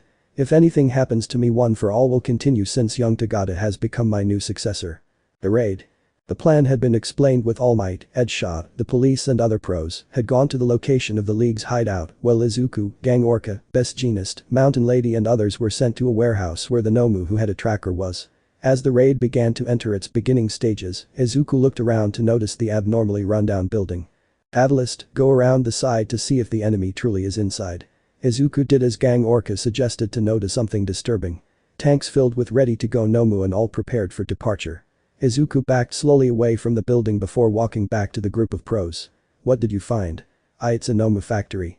Dozens of them are inside ready to go. Who in their right minds would think to make something so screwed up? Alright, stand by until we get the signal, son. Izuku stood behind the pros trying to compose himself. Commence operation. The police gave authorization to start with Mount Lady growing to her max size to kick down the side of the building for them to enter. Let's go. Move. In less than 3 minutes, every Nomu was secured and kept from going anywhere. While waiting for further instructions, Izuku couldn't shake a bad feeling he had. Something's wrong. Everyone looked at Izuku, curious as he explained. We're in the factory for the Nomu, and we're met with little to any problems. We're talking about the group that invaded UA, attacked Hosu, and found a training camp that was meant to be hidden with few knowing. This raid is too easy. You're just overthinking it, kid. Relax and understand we got them with their pants down. The green-haired boy put this off with hoping Mount Lady was correct in her concept. Once they heard footsteps, however, Izuku knew his beliefs were for good reason. Clever boy he is. He can see through the charade better than some of you heroes. In an instant, Best Jeanist pulled the fibers of the unknown person's clothes together to stop them from moving. What do you think you're doing? He could be a civilian. We're in the League's hideout. I doubt he's just any civilian. Before many could react in time, the unknown man let loose a shockwave that destroyed the facility with some of Camine Ward that was in the general direction. The sound of clapping could be heard from the man as he levitated above the ground. Nicely done, child. Not only are you clever to smell out a trap, but you are fast enough to stop my attack. The smoke disappeared to show Jeanist pulling every pro besides him and Izuku out of the way of the blast. Are you alright, Catalyst? Jeanist asks while seeing Izuku's hands bloodied and cut open from the attack. Not the worst attack, but that doesn't mean it's painless. Due to some quick thinking on his part, Izuku was able to absorb the life energy of the blast in the direction, with only his hands having injuries between the two. Quite the quirk you have, boy, such a shame you must die here. The man's image was now shown, with it being that of a well-kept man with a strange visor that had tubes coming out of it. Genist, how's everyone? They seem to be getting back up. That's a relief. Now we need to focus on both the people that were hurt and the villain in front of us. Chapter 31. All For One didn't hesitate and shot his tendrils trying to impale Izuku, but he ended up puncturing the water main beneath them. Thanks to that, Izuku was able to absorb the water and metal to heal himself and his allies. Now with everyone up and ready to fight, it would make it easier for him, but he was wrong. Izuku did his best to block all the tendrils aimed at him while using his sword, while the other heroes were trying to deal any kind of damage to All For One, but nothing was working until he opened multiple portals, bringing all the villains and heroes from the bar hideout. When Shigaraki got up and saw Catalyst, he charged at him trying to decay him, but he was met with a powered-up punch by Izuku, who was being surrounded by the other villains who were still with Shigaraki. All Might then swooped in on the battlefield in order to assist, with All For One taking most of his attention. How adorable, a master coming to save his student. The two began going against each other, with Izuku managing somehow with the villains. Fortunately, Dabi was unconscious due to a prior attack against them, so the major opponents were the villains known as Toga, Spinner, Compress, Twice, and Magna.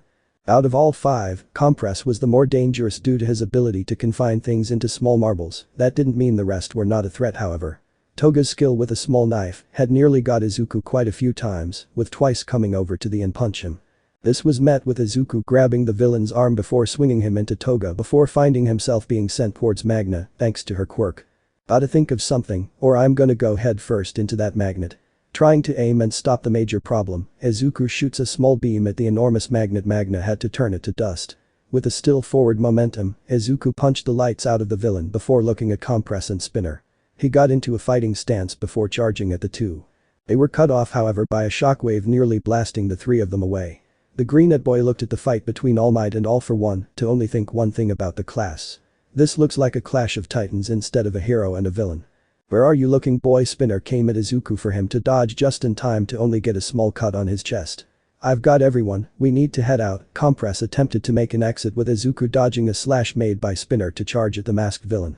You've got another thing coming if I'm letting you all walk away like nothing. Compress attempted to turn Izuku into a marble with his hand for him to only dodge by grabbing his wrists and hoisting himself over Compress to give a strong axe kick to the head. Compress fell backwards with Spinner realizing he was outmatched. Amen Gecko, show me what your resolve is. Spinner was knocked out, however, by Gran Torino kicking him in the face while making his entrance on the field. Good to see you again, kid. Gran Torino, always a pleasure. Their reunion was cut short by hearing explosions and noticing All Might was barely keeping up with All For One. Kid, what are you doing? Izuku jumped into the fight while running his hand on the destroyed ground to gain some life energy before passing it to All Might. Bet your ass in gear number 1. Izuku attempted a frontal attack with the formal villain before he raised his hand out to send a massive shockwave. Thanks to his still enhanced reaction time, Izuku dodged at the last second to keep going and knee the villain in the face, cracking his visor in the process. I must say, you are a talented young man. Perhaps too talented. All For One sent a shockwave to send Izuku flying back to only be caught by All Might. While he stood back on his 2 feet, Izuku's hero costume's top half was blown off to have a nearby helicopter catch his damaged body on full view. Every man, woman and child in the country had seen the damage done to Izuku, for most parents to either hug their child or pull them away from the screen altogether. My All Might, to think you've taken such a destroyed successor like this. I doubt he isn't already on his deathbed like yourself. All For One started laughing with Izuku getting angered. So what? Everyone looked at Izuku as he walked over angered. Just because I didn't have something that everyone else had in the beginning doesn't mean I was weak. Just because you could hurt me easily doesn't mean I didn't feel the pain. Izuku now shouted the last part with everyone hearing. And just because my body is shown for all to see doesn't mean I won't kick your ass right here and now. Izuku ran up to the villain with his hand emitting a very bright light within the palm of his hand, shouting, maximum decay shot. The attack seemed to have taken effect immediately. This had given Izuku an opening as he charged at All For One with his sword. When Izuku saw a pile of rubble, he used it to leap at Afo, but was caught by his neck and choked, slammed onto the ground. Boy, announce your name to the world before you die. The world awaited for the young man to say his name. And the hero of life Catalyst suddenly All Might charged All For One with a powerful barrage of punches shattering his mask, which had cost All Might his buff form. You're starting to be a real nuisance, All Might. How about we show the world what you really look like when the dust finally. Settled All Might was seen, and the people couldn't believe that their symbol of peace was a skeletal-looking man who was exhausted and on his knees, with a little bit of power still in the tank. A woman who was trapped under the rubble of a building began to plead All Might, please All Might don't give up. He suddenly felt rejuvenated as he saw Izuku transfer power to him. I'll buy you the time you need to make it count. Izuku rushed All For One again, dodging the tendrils while blasting decay bullets which began to annoy Afo. That's when it led him to max out one powerful attack, mixing multiple quirks. You'll taste my full power boy air cannon, spring-like limbs, kinetic booster ×4, strength booster ×3, rivets, bone-like spears. Now prepare for your death catalyst. Afo had sent his immense power to Izuku. In an attempt to block it, Izuku used his quirk in his hand to grab and siphon any and all power from the villain. Due to the rivets and spears in the fist, however, they punctured Izuku's hand to make him release a blood-curdling scream while being pushed back. I gotta stop him and make an opening. I must say boy, you are handling yourself better than I expected. But that isn't good enough. Impact recoil. Izuku's arm began to shoot blood from cuts and vibration from the shock of his own impact with the monster. He was at his end, shaking in pain as his eyes began to dim. Power is wasted on the likes of you. You are too weak. Izuku started to see his life flash before his eyes. All the bullying, all the abuse, all the physical and emotional pain he's suffered for almost a decade brought back to the surface to realize he's been weak for a long time. Strength counts for more than just having power. Izuku's mind was brought out while see All Might behind, with all the power of Ofa he had left in his fist. Power is only a means to get somewhere, but it does not mean one is strong or weak immediately. The strong are the ones that stand even when it's hard to fight when it seems hopeless, and to be able to hold hurt even when they shouldn't have to. While hearing this, Afo attempted to evade with Izuku grabbing his arm with his second hand. Where do you think you're going? Max Siphon. Izuku pulled as much energy out of Afo, while All Might gave one final hit to end it. So long. Afo. United States of Smosh. The attack created a massive shockwave, along with a tornado that had nearly pulled the helicopter above them, recording the fight down. As the smoke cleared, two figures emerged. One was All Might posing with his fist up to symbolize the fight was over, and the other being Izuku screaming to the heavens in both pain and adrenaline, saying they won. Across Japan, everyone cheered for the duo's victory, with Achako and Nijire praying to whatever god saved their boyfriend from meeting an end to such a monster. Several hours later. As the cleanup began to meet its end with many pro-heroes supporting the relief efforts, Izuku and All Might watched as Afo was pulled away in a quirk-nullifying straitjacket. However, something rather peculiar happened while he was being pulled away. All Might, what's he doing? Izuku began to panic, seeing the villain become engulfed in darkness to make his features distort and take a different form. This image was one of a man with wild unkempt hair and freckles that formed a diamond as if connected. Once his eyes opened, an emerald green was shown before a panicked face was discovered. What's happening? Where am I? The man seemed extremely confused and scared as Izuku walked up. Who are you people, dad? As the man was still confused, he began to yell out questions out of fear. Who are you? Why did you call me dad? My son was barely born. Chapter 32. Several hours after the arrest of Afo and the strange transformation into Izuku's father Hisashi Midoriya, the man could be seen in an interrogation room with Detective Tsukauchi, All Might, and Izuku, trying to pull through this confusion. I keep telling you I'm not the Afo person you keep calling me. I'm just a salary worker that keeps getting sent overseas. There can be no way you're my father. You disappeared 15 years ago while going on a trip and we've never heard from you since. And I keep telling you, kid, I'm not your dad. The detective seemed very puzzled as he came over with a small needle.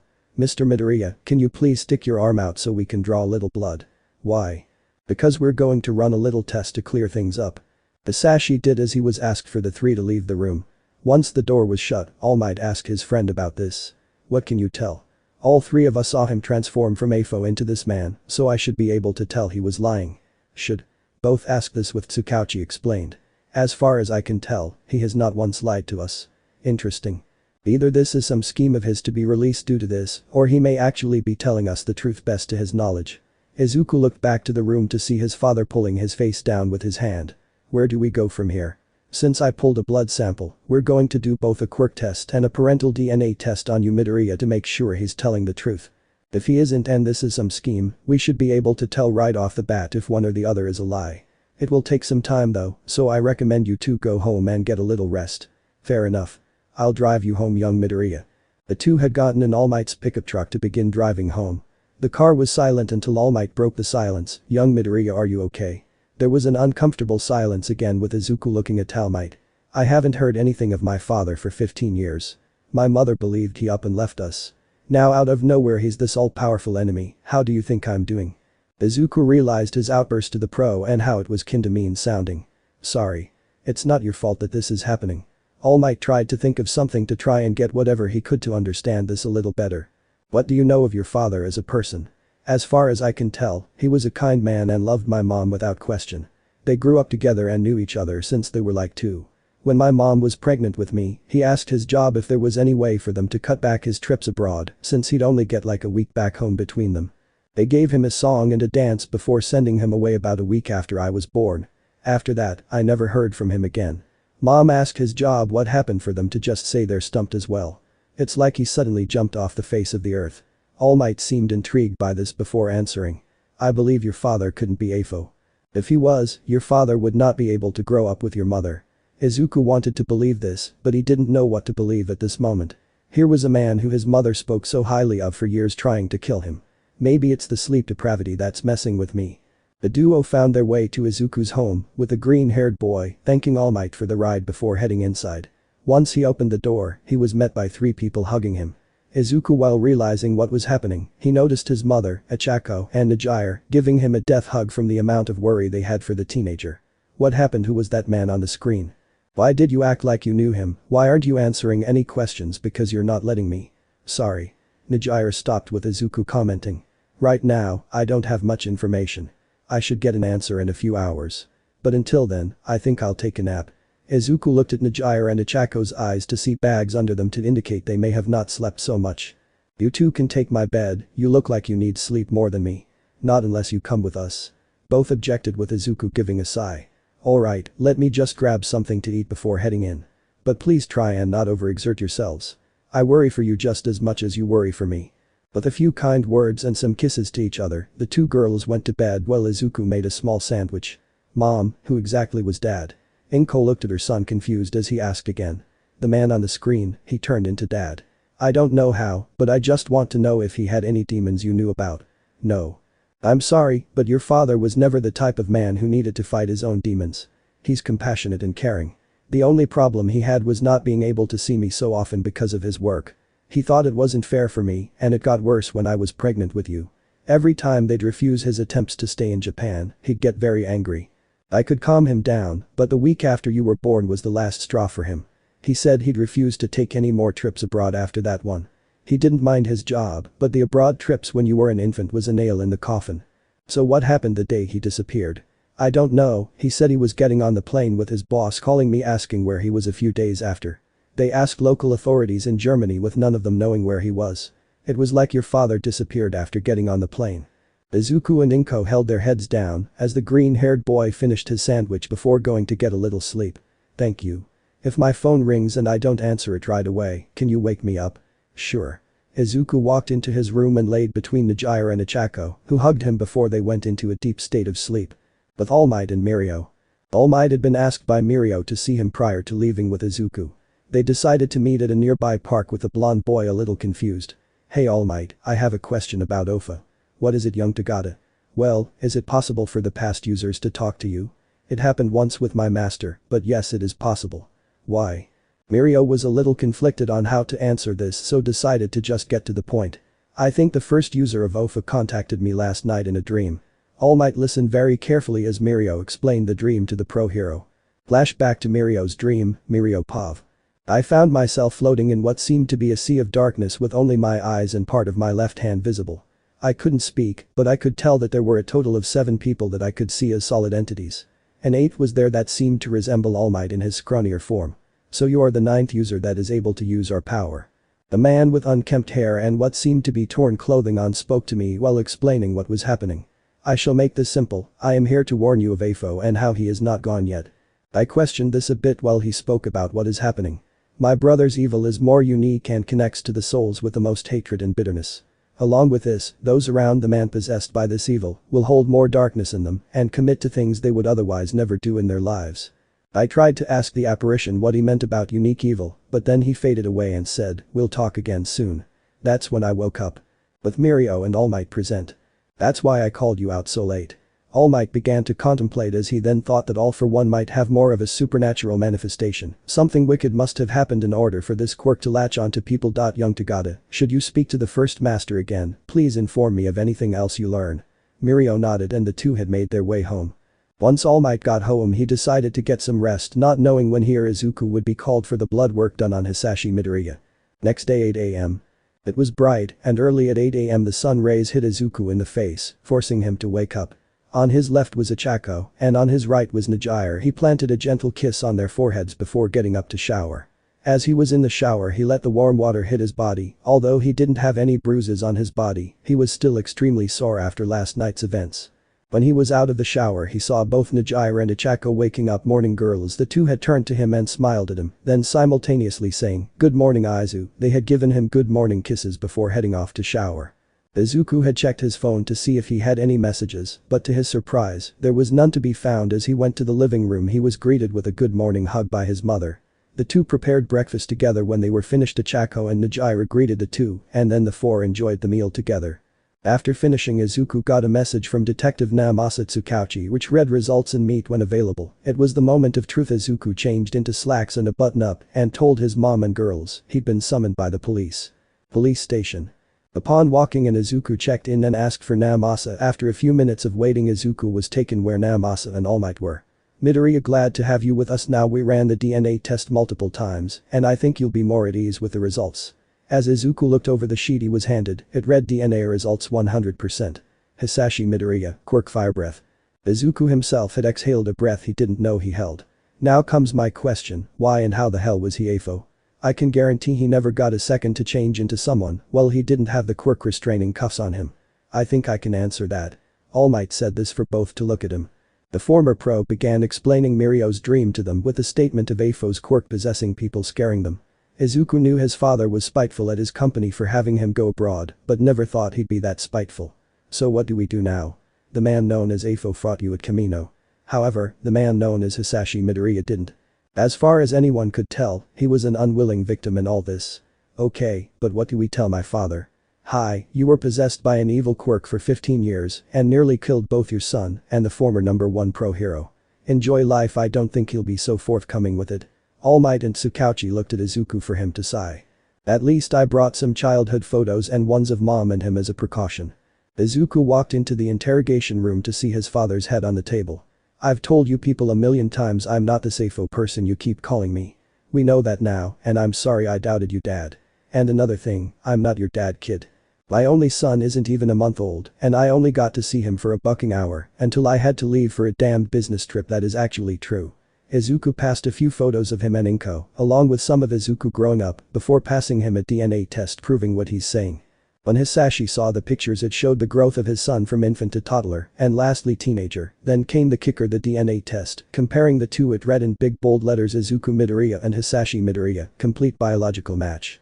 With tears in his eyes he looked up from the sheet of paper. Izuku. The young man nodded and Hisashi ran to the young man and embraced him as he then began to apologize. My little boy has become a fine young man. I'm so sorry I wasn't there when you needed me. It then became incomprehensible muttering which made Izuku realize where his muttering comes from. Let's go home, Dad. Hisashi realized, what if Inko had moved on and remarried, would I still be welcomed? Didn't Inko remarry? Izuku looked at his father and said, we've been waiting for you to come home, Dad.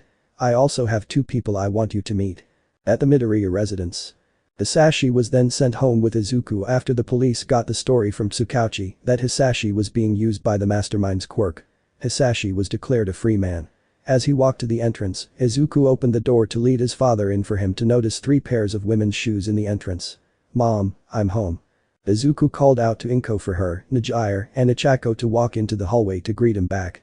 Hi honey, how was your work at the station? Inko stopped mid-sentence when she saw Hisashi behind Izuku. Hisashi, is that you? Why yeah. Hisashi was a little lost for words, unsure what to say. Inko, I know this doesn't amount to anything, but I am so sorry for leaving you and Izuku alone to fend for yourselves. If I could take anything in my life back, it would be that. I wronged both of you to where you had to raise our son alone and Izuku had to grow up without a father. I have no right to give excuses for why I left and will leave if you wish. All I want to say is how sorry I am and will do whatever it takes to make it up to you both. Hisashi got to his hands and knees to show how much he wished for his wife's forgiveness. Tears were seen coming out of his eyes, proving he was remorseful, waiting for any punishment or harsh word he was given. His eyes shot up when he felt a calm hand on his cheek to notice Inko looking at him through tears. "I'm sorry if you were hurt by this, Hisashi. I don't blame nor do I hate you. I just wanted to know why you left us." I can't even answer it. One minute I'm sitting on a flight because of my stupid job, the next I'm being hauled away while being told I nearly killed our son and so many others. I hate myself for what I did to Izuku and want nothing more than to make right with that, if anything. Inko had hugged the man while they both started crying. "You're still the man I love. A caring man who wishes only to help others. You don't need forgiveness because I never hated you. Izuku never hated you." Both began crying in a heartfelt hug while Izuku walked over to his girlfriends who hugged him as well. The five smiled as they calmed down and met each other. When Hisashi learned of his son not only having one, but two girls as his girlfriends, he hugged the three and cried, thanking them for being there for his son. The reunion and meeting was rather hectic, but the five survived it. Chapter 33. An eternal darkness was seen in the mindscape of an unknown victim, with a specter of a man whose face was clouded by darkness, showed himself to the person. "It would appear I have found my new host.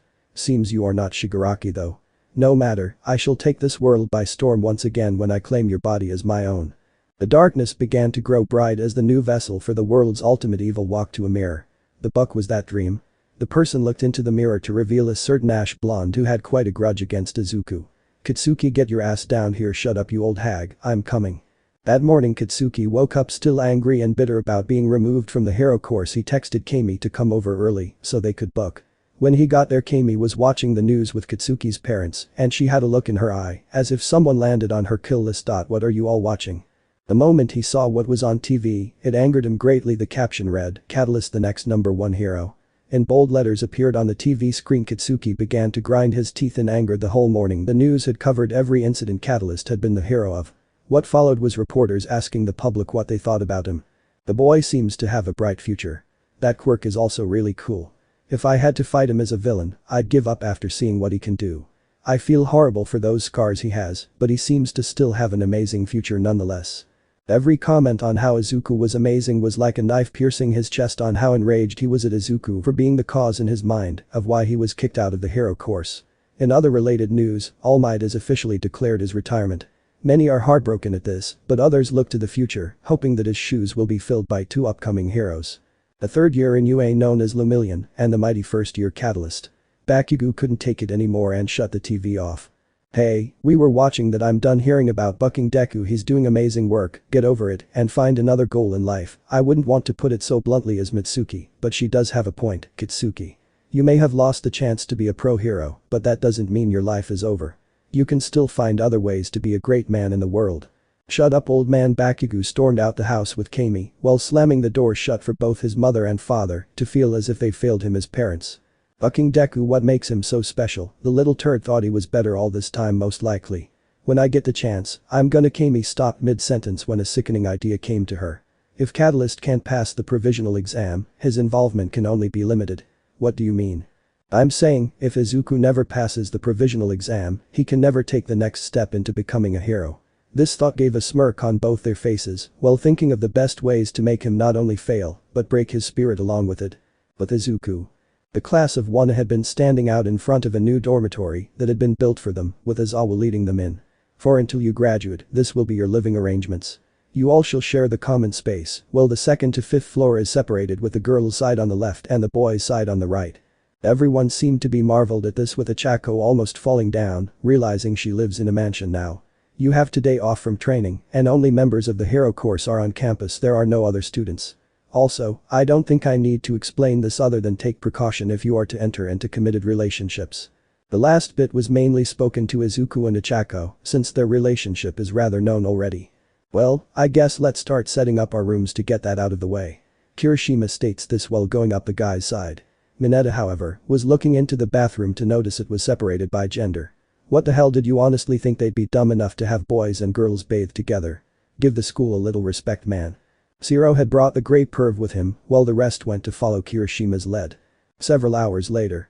The members of Class A had finally finished setting their rooms up to what they thought was acceptable for them to live in. Most had laid on the couch while the girls came down after finishing their end of things. Since everyone was together, Ashido had suggested doing a room showing for everyone. They began with the guys, with Izuku being the first on the list. When they walked in, they noticed a rather normal-looking room with a few figures of heroes. Gang Orca, Edshot, Maruko, and Ryukyu to be exact. In the corner, however, was a single poster of All Might to make it apparent he has some forgiveness for the former pro, but not enough to where he can respect him ever again the way he did. Bushido did take note of a few pictures on his desk of the green-haired boy with Ochako and Nijire, Mirio and Tamaki, and his parents, as one when he was an infant and another from a few days ago. The rest of the rooms were rather normal, avoiding Minetta's due to him taking some interest in showing the girls what he had inside. Obvious to say, nobody went in his room nor had desire to see inside it. Once they got to the girl's side, Sue took note in Ochako's room that she had a plushie that looked like Izuku. "So why do you have a plushie of your boyfriend?" "Well I found it and thought it was really amazing. Come to think of it, I found an action figure in the store the other day of Midoriya." Many looked at Izuku, who was hugging Ochako, thanking her for being such a supportive person and getting a plushie of him. This disturbed a lot of people of how gentle a soul Izuku really was outside the classroom, before being quickly changed to happiness for him being this compassionate. As they finished and placed their votes, the winner was Sato, who had gained the girls' votes, mainly because of his cake he had made due to extra time. Many went to bed after this with the door opening to reveal the big three. "Holy crap, it's the big three," Kaminari states this, while Nijire comes up to hug Ochako and Izuku. "Hey you two, how are you managing being in the dorms?" "It's alright. We're managing. What about you?" "I'm a tad happier since we can hang out a little more often." The trio smiled while Mirio and Tamaki came up to ask Izuku something. "So how's your father handling?" "Mirio told us he was being controlled, is he alright?" "He's managing. He was able to get a job at his old job, luckily, with them not needing to put him on many overseas trips to both his and my mother's content. Other than that, he's taking the time to acknowledge he lost 15 years of time with us and is trying his best to get over this." For a few hours they spoke until it was time for curfew, then they all went to bed. Next day. The following morning classes had resumed when the bell rang as Awa walked in. "Alright class, we're going to get down to business. Since our training camp was cut short, we're gonna train twice as hard to get you ready for the provisional license exam."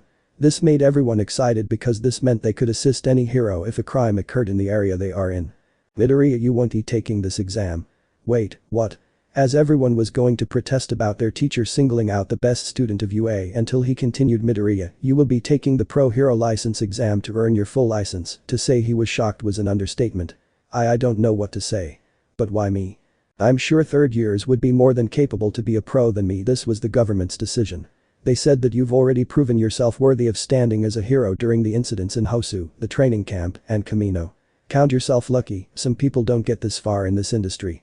Izuku was profoundly happy to the point of tears, while Izawa pointed another important detail out. "Be warned, however, the test is far more difficult than the provisional. But if you succeed, the ability to become what your classmates dream of is in that silver lining. So work hard and make sure to not fail. If you do, you won't get the opportunity to do it again for a while." "Yes sir." After this statement, Midnight, Ectoplasm, and Cementus had walked into the room to explain they were to be working on special moves, with the hope everyone has at least 2 by the time the provisional starts. To do that, however, they would have to go to training gym Gamma. At the gym, everyone was suited up and began to do more intensive training as they practiced potential super moves. As they explained the way things were going, Izuku had begun enhancing what special moves he had and preparing a special move he was ready to unveil when the Pro Hero exam would happen. While doing this, he had also learned of ways to increase his skill with his chain and sword to fight Ectoplasm's copy, with it seeming as if they were on par. "Midoriya, you got a minute?" Izuku looked over to see All Might in his deflated form walking over. "Shouldn't you be resting? I know you're a teacher here, but seriously though. It's alright. Besides, when am I going to get the chance to help you all in before an exam like this?" Izuku put his blade down to listen to what the retired pro had to say. "Now I heard about the test you're taking, and I wanted to give you a fair word of warning. These tests are far more difficult than the ones your classmates will take at the moment. It's rare when a third year fresh out of school takes these and passes. You'll be facing sidekicks in third years hoping for the chance to become a pro hero." The extent of this info was kinda hard on Izuku. Passing as a third year is about 25%. Yours will most likely be slimmer. Be prepared for anything. Chapter 34. It was officially the day of the exams, and everyone was nervous, mainly Izuku since he would be taking the pro license exam. As they came to the testing site, Aizawa gave them a few words of encouragement. "I understand that you all may be a bit on edge, I can understand that. However, taking this exam and passing will symbolize you are no longer eggs waiting to be hatched. You'll be young chicks taking their first step into the new world. Now I want you all to remember our motto. Go beyond. Everyone began to shout in excitement, especially some guy with a different school's uniform on. Plus ultra. As they turned around, the man began to bow while slamming his head into the concrete as an apology. My apologies, I just love you. This somewhat scared everyone until Izuku noticed something about the guy's uniform. Shinketsu. That means if it isn't Izuku. It's like, so nice to finally see you again. The moment Izuku heard Kami's voice, he went pale for everyone to notice. Hello Utsushimi. I didn't know you were taking the exam with us. For real? I guess Bakugo didn't tell you. So we're taking this exam together. That works totes well for me. Kami came over to Izuku's ear while whispering something to him. You better drop out now, it'll save me the effort of proving you were never meant to be at this level. Izuku felt like he wanted to vomit. Though he's faced countless villains before, Kami had her own way of getting under his skin that no thug or sociopath could ever manage to do. Unfortunately, Ms. Utsushimi, Midoriya is taking a pro-hero licensing exam. You and him will not be taking the exam together. As always states this to not sit right with the fawn-haired girl who frowned a bit. Oh dang. I so wanted to see what Izuku could do up close and personal. I guess I'll just have to settle for watching on the side, but I may want to see what your new boo is like in the exam. Late Sue. As Kami left, Izuku couldn't stop shaking in fear while trying to pant for air. Why can't you get over this, Izuku? You're better off now, she can't hurt you. So why his body began to burn where Kami made her mark on him before being shaken out of his mini panic attack. Izuku, huh? He looked around to see everyone a little concerned for his well-being. I'm guessing she was a tormentor. Izuku was scared to answer, but silently nodded. Trauma like yours isn't easy to get over, but you didn't show her she got to you. That proves you've made some headway. Izuku nodded before running to a trash can to lose whatever was in his stomach. Holy shit, I've never seen him like this before. Mineta states this while others felt bad that Izuku was still struggling in some way. She's not gonna ruin my chances here. Izuku spat out what was in his mouth while clenching his fists in anger. Today is the day I show the world that I was born to be a hero. And if I have to claw my way to that, then so be it. Izuku looked up with determined eyes while still holding a bit of paleness in him. Then today you have to prove it. The members of Class A went in to separate with Izuku going one way and everyone else going another. He followed a corridor down to a small room where a member of the police force motioned him inside to take a test. You will be given a packet of 100 scenarios where you must pick the best answer given or you can think of. You require a minimum of 75% to pass and move on to the next round. You may begin when ready. Izuku nodded while opening the packet to begin. Good thing All Might explained to be prepared for anything. Time to show the world what Catalyst can do. Meanwhile with Class A. The members of the class began the exam with being told of needing to get 2 people out by hitting and lighting all 3 targets on a person while keeping theirs from lighting up. The test is over when 100 reach this requirement with everyone heading where they would. Most of Class A stuck together besides Todoroki who went his separate way since his quirk wouldn't help them much. The group was doing fine until a person from another school used his quirk to separate them by creating a giant earthquake. As she got up, Achako realized she was alone. Now what do I do? Do I find some of my other classmates, or do I pass on my own? As she thought on this, a certain fawn-haired girl smirked at her before using her quirk. Achako. The brunette looked over to the voice to see Izuku beaten and bloody. Izuku, why? She was cut off by Izuku falling to his knees and tears shaking violently. Why didn't you find me sooner, Izuku? Izuku started to cough up blood to make Achako run over to him. I was in pain. I begged and pleaded for her to stop, but she kept doing it. I lived hell. I lived it and you weren't there. Why weren't you there to save me before she did this to me? Seeing this hurt Achako. But before she could do anything, one of her targets lit up to see Kami beside her. Looks like that was easy enough. You like my quirk, sweetie, I can make illusions. Kami breathed out a bit of smoke to show another Izuku tied up with fresh whip marks on his body. You're like, so easy to read, fam. All it takes is showing the pathetic twerp beaten and broken for you to lose it. You deserve each other, you're both failures. Kami came at Achako again for her to dodge. She tried to grab the girl for her to only make an illusion of Izuku as a child beaten to a pulp with scrapes on him. Can I still be a hero without a quirk? Seeing and hearing this from Izuku as a child killed her. She wanted nothing more than to hug the illusion and say everything was okay. This isn't real. Achako swatted the illusion away with Kami sitting on a rock. Oh, it's more real than you give it credit. Every Izuku I've shown was one I personally saw beaten, scraped, or tortured to no end. So what are you going to do? Will you fight me and ignore the cries of pain your man gives for you, or will you succumb to your conscience and care for the illusions? Kami got off the rock to blow some more smoke over to show Izuku on the ground, crying from third-degree burns on his chest. Please make it stop. Make the pain stop, please. It's not real, Achako. Don't fall for it. She's trying to tug at your feelings to get you to react. Wait for her move and strike then. Not working for that one, huh? Let's try this one. Camine made a new Izuku with his arm twisted around looking like he can't feel his arm. Hick, somebody stop him. He's gonna kill me. Don't listen. You know, I've always wondered what Deku's face would be like if he saw the video I sent him. Shut up. I wonder what he was thinking when he realized I never loved him. Shut up. I bet he cried. Shut up so much that I bet it was the final nail in the coffin when All Might told him he couldn't be a hero like Bakugo said. Shut your bucking mouth, you skank. Ichako ran in anger while Camine smirked. Come and get it. She reached her hand out to hit one of Ichako's targets before being judo flipped over to the ground. She then twisted Camine's arm to take the ball out of her hands to hit 2 of her 3 targets. Before she hit the third, the fawn-haired girl made one final illusion. One of Izuku when he fell. I can't even get a proper death in this world. Why can't this world just let me end it? Ichako held her head down while holding the ball to Camine's unlit target. Wait, I know I did bad things, but I can help you. You'll help me when Izuku doesn't have to worry about you. Ichako hit the final light to take Camine out of the game. Before Camine left, Ichako said one final thing to her. You don't deserve to be a hero if you can hurt someone like that. If you ever become a pro, I will never think of you as one. Ichako walked away to find another target for failure to sink into Camine. She beat me. She beat me while trying to keep his happiness. Her eyes started to twitch before shouting in anger. You bucking hitch, Ichako, you're Raka. But Izuku was doing his best on the written portion of the pro exam. The questions he saw were basically all scenarios he had thought up of and knew exactly how they should be handled. As everyone was spaced out, Izuku looked up and saw many who were pulling their hair out because the test was too difficult for them. Guess I was more prepared for this part. When he finished, he got up to give the test to the proctor who had a quirk to immediately grade it. He wrote down a 95% on it before giving a card to Izuku. Give this to the officer outside and he will escort you to the second half of the exam. He was told this silently to nod and do as the proctor said. When he got outside, he gave the card to the officer for him to lead Izuku to a changing area. Change into your costume in 5 minutes. Once ready, I shall guide you to the field for the physical part of the exam. Yes sir. Izuku walked in and went to the nearest free locker to change while taking some deep breaths. Just relax, Izuku, you should be able to handle the next part. Just remember some of Ryukyu's words. Remain calm and calculated. The first to lose their calmness is normally the one who loses the battle. I just gotta stay cool and focus.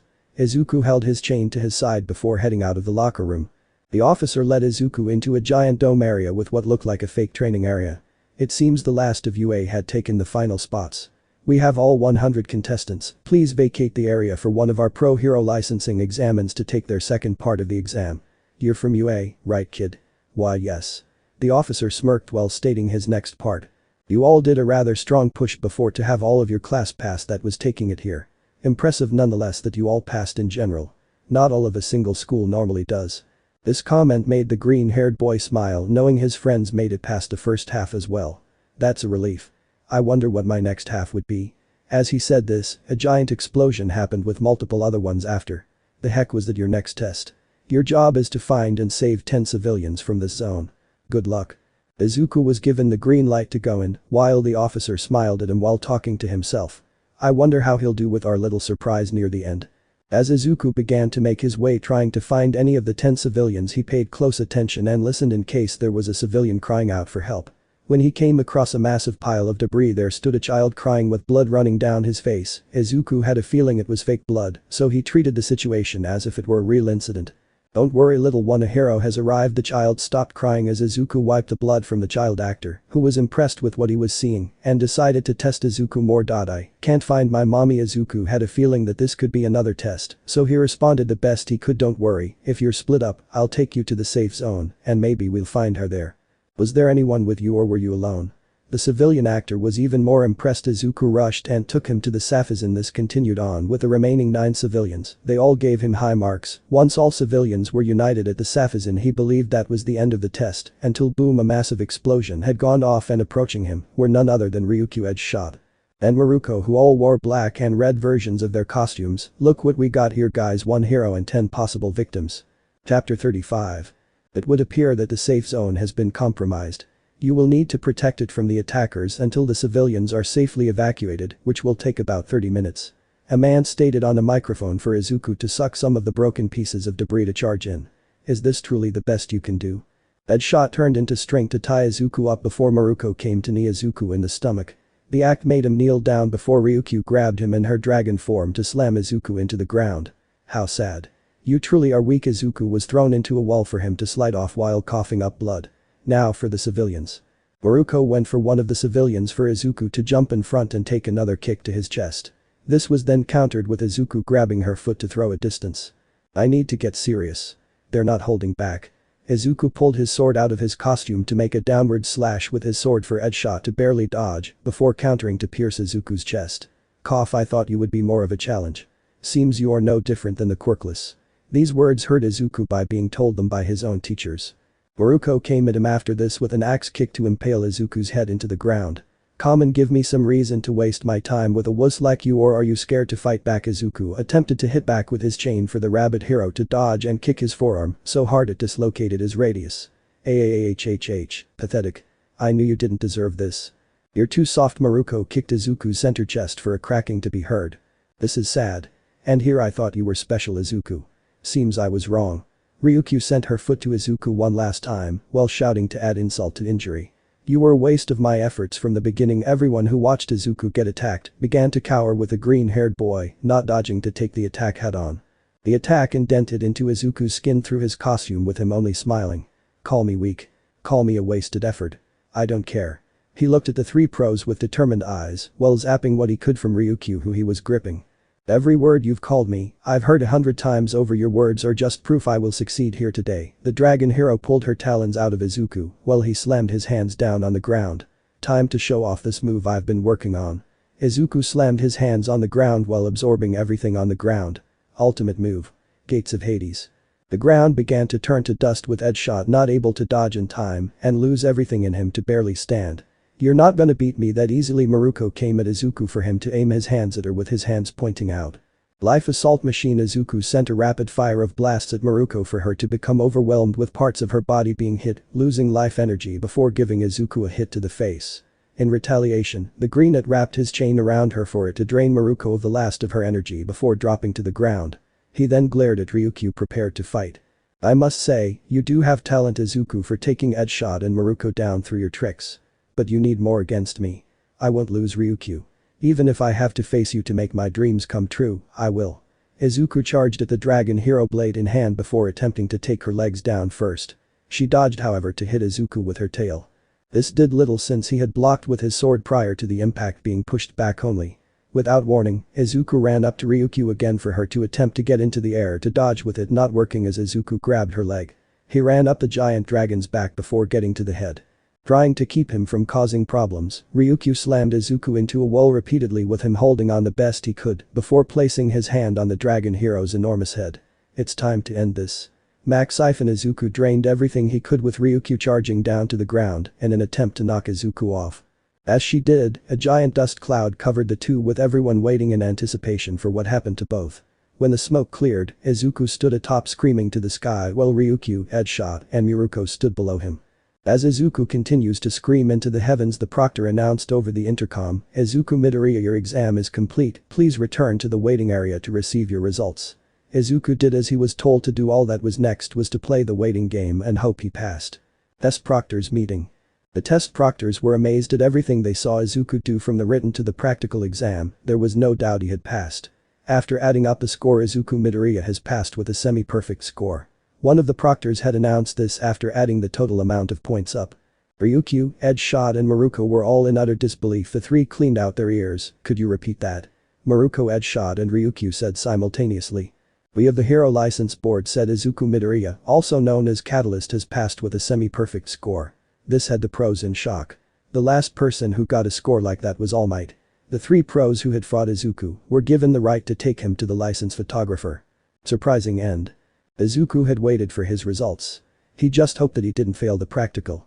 He kept his head down and began to meditate until he heard footsteps. When he looked up, there standing before him were Ryukyu, Edshot, and Maruko. Come with us, Maruko said as they led him to the camera. Once in front of the door to the photo room, they faced him and simultaneously said, congratulations, welcome to the big leagues. Izuku was in shock. I passed. The three heroes nodded and made Izuku speechless. They stepped aside and had his picture taken. Once Izuku was done, he had been given his license, which had a golden seal that read Pro, which made his license different from the others. He was also handed his results and couldn't believe he, a first year on the first try, got his Pro Hero license. He was about to walk out of the building where the exam took place until Maruko stopped him. "Hey Catalyst, we'll walk you out, but look sad, making it seem like you failed. Then when you're near your class, bring out the license headshot." And Ryuki thought this would be funny. With 1A. Everyone from UA was hyped because they all got their licenses. Everyone was getting closer to making their dreams come true, but they were all waiting for Izuku since he got the chance to take the pro test. All of the other schools were jealous because UA made history by being the first entire class to pass a provisional exam. Suddenly the doors to the testing center opened and everyone saw Izuku with his head down as he was escorted by Ryukyu, Edshot and Maruko. Everyone give Midoriya support and don't rub salt in the wound by flaunting the license. Pro exams are harder than what you all did. Aizawa said to his class, but as he stood before them, Camine opened her big mouth. "Aw Aizu, you failed, huh? Well, since I also failed, it makes me feel better knowing you didn't succeed." Camine received glares from all other Hero Corps students, but what she didn't expect was this would be the day she got put in her place. "Camine, you need an attitude adjustment because that's no way to talk to a pro hero, so start showing some respect," Izuku said as he flashed his official pro hero license. He then turned to his and showed them as well. What happened next was out of the blue Izuku was lifted in the air as if he had just won the boxing world heavyweight title. Izuku expected his classmates to do this, but it was none other than Aizawa-sensei. It came as a shock to many, since he was the type of man who rarely shows emotion. The face most were making was one of surprise and respect, since they had witnessed the practical with realizing how strong Izuku was. The only person who wasn't happy in the slightest was Camine, who was about to scream in anger as it looked. She began to walk away with some of her classmates noticing to follow her. However, one person in particular from Shinketsu came over to congratulate Izuku himself. Midoriya was it, right? Izuku looked over to a man with relatively short hair who interrupted their chanting earlier in the day. He gave a smile while bowing in a similar fashion to before breaking pavement and his skull by the sound of a crunching. "It's an honor to get the opportunity to have a person like you be met before your career gets off the ground. Thanks.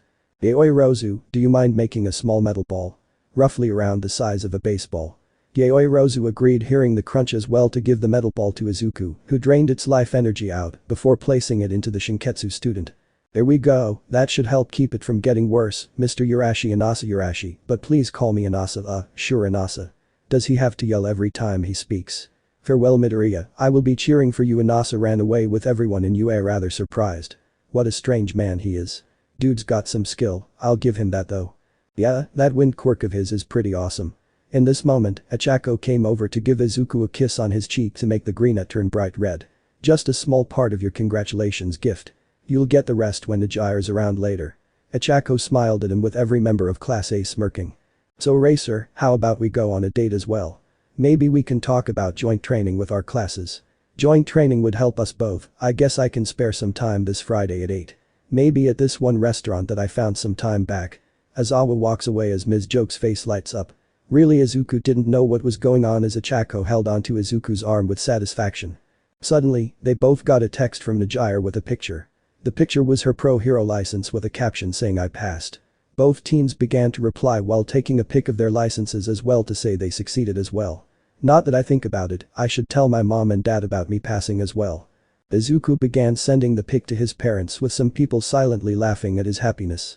Meanwhile, with Bakugo. Bakugo had been sitting in his dorm seeing a vision of a man with unkempt hair trying to stop him before being taken down by some other man. The weaker man was then taken to a confinement area where he was locked away for some notable amount of time. When Bakugo is pulled out of this vision, he notices that Kami's calling him. "Hello? That bucking loser got a pro hero license with his skank making me fail. I swear, I'm going to wring their necks when I get the chance to say this didn't sit right with Bakugo was an understatement. He started making small explosions in his hands while shouting in anger. "Damn it, I'm gonna bucking kill you Deku dude, can you ease up on the screaming? I'm trying to do homework Buck Dorius." Chapter 36. The sun had begun to set as the students of Wano were on the way back home after taking the licensing exam. Although everyone got their licenses, Mina Ashido, the class party animal, wanted to have a little party at the dorms to celebrate getting their licenses. She took a chance and asked their sensei, who would possibly say no. "Aizawa-sensei, can we have a party to celebrate getting our licenses?" Aizawa thought about the idea while everyone else was on pins and needles, praying that they could relax a bit. You all have put in the work and each of you did get your license. Okay, you've earned the chance to relax tonight and tomorrow night. The class was still in shock. They were given the weekend to party. However, don't stay up past curfew and keep it from getting out of hand with destroying school property. Aizawa walks away with everyone rather surprised. He said yes. Hey Midori, wanna ask those third years you and Ichako know if they wanna join? I guess I can ask. Parties aren't Amajiki's thing, but I'll still ask. With that, the greenette began texting the big three who all said yes to surprise Izuku, knowing how timid Tamaki is with people. As an hour started to go by, everything was ready with their third-year friends walking through the door. Hey 1A, how are all of you? Mirio smiles at everyone with Tamaki behind him, scared of the crowd of 19 people. Izuku. Ichako. Nijaya ran over to hug the two while giving Izuku a peck on the lips. Congratulations to the both of you passing the provisional and pro exams. Thanks. Both smiled while Izuku looked behind his girlfriend to Mirio and Tamaki. You guys take the exam this year? Yup, and we both also got our licenses as well. Both guys showed theirs with a little satisfaction, at the minimum for Izuku to smile. That's great. Yeah, now it's a real party. Kyoka, if you do the honors. Ashido asked Jiro to start the music for her to officially begin the party. When the party got into full swing, some were dancing, eating, or having a Super Smash Bros tournament. Momo had decided to treat the class to pizza and drinks. She paid the entire tab even though others offered to pitch and she kindly declined. When the food arrived, the noise levels got higher, which attracted the attention of 1B, who went to check out the commotion. Hey, we were hearing some loud noises from here and we're curious. I bet you Class A swine all are trying to uplift your spirit because you all failed miserably. Monoma was immediately silenced by Kendo, who karate chopped his neck to knock him out. Anyway, what's going on? My apologies if we were a tad loud, we were just celebrating that we all passed a provisional and pro hero exam. Wait, someone took the pro hero exam in here? Yayoi Rozu nodded while pointing to Izuku, who was enjoying a pleasant conversation with Kirishima, Kaminari, and Ijiro. So Midoriya is a registered pro. He has the license. I believe that there could be some changes because he's so young, but yes. You mind if we join you? Sure, but what are you going to do with him? Momo pointed to Monoma, while Kendo looked to Zero. You have a closet, we can tape him up and put him in. The Tapaquirk user smiled while knowing where Kendo was going. As the party went on, the girls of Class A and B along with Nijire started talking about the guys and who they thought was attractive, while also getting the details about their crushes' boyfriends. So Kendo, anyone catch your eye? Her classmate Tokage asks this with a toothy grin for the orange-haired girl to just pinch the bridge of her nose.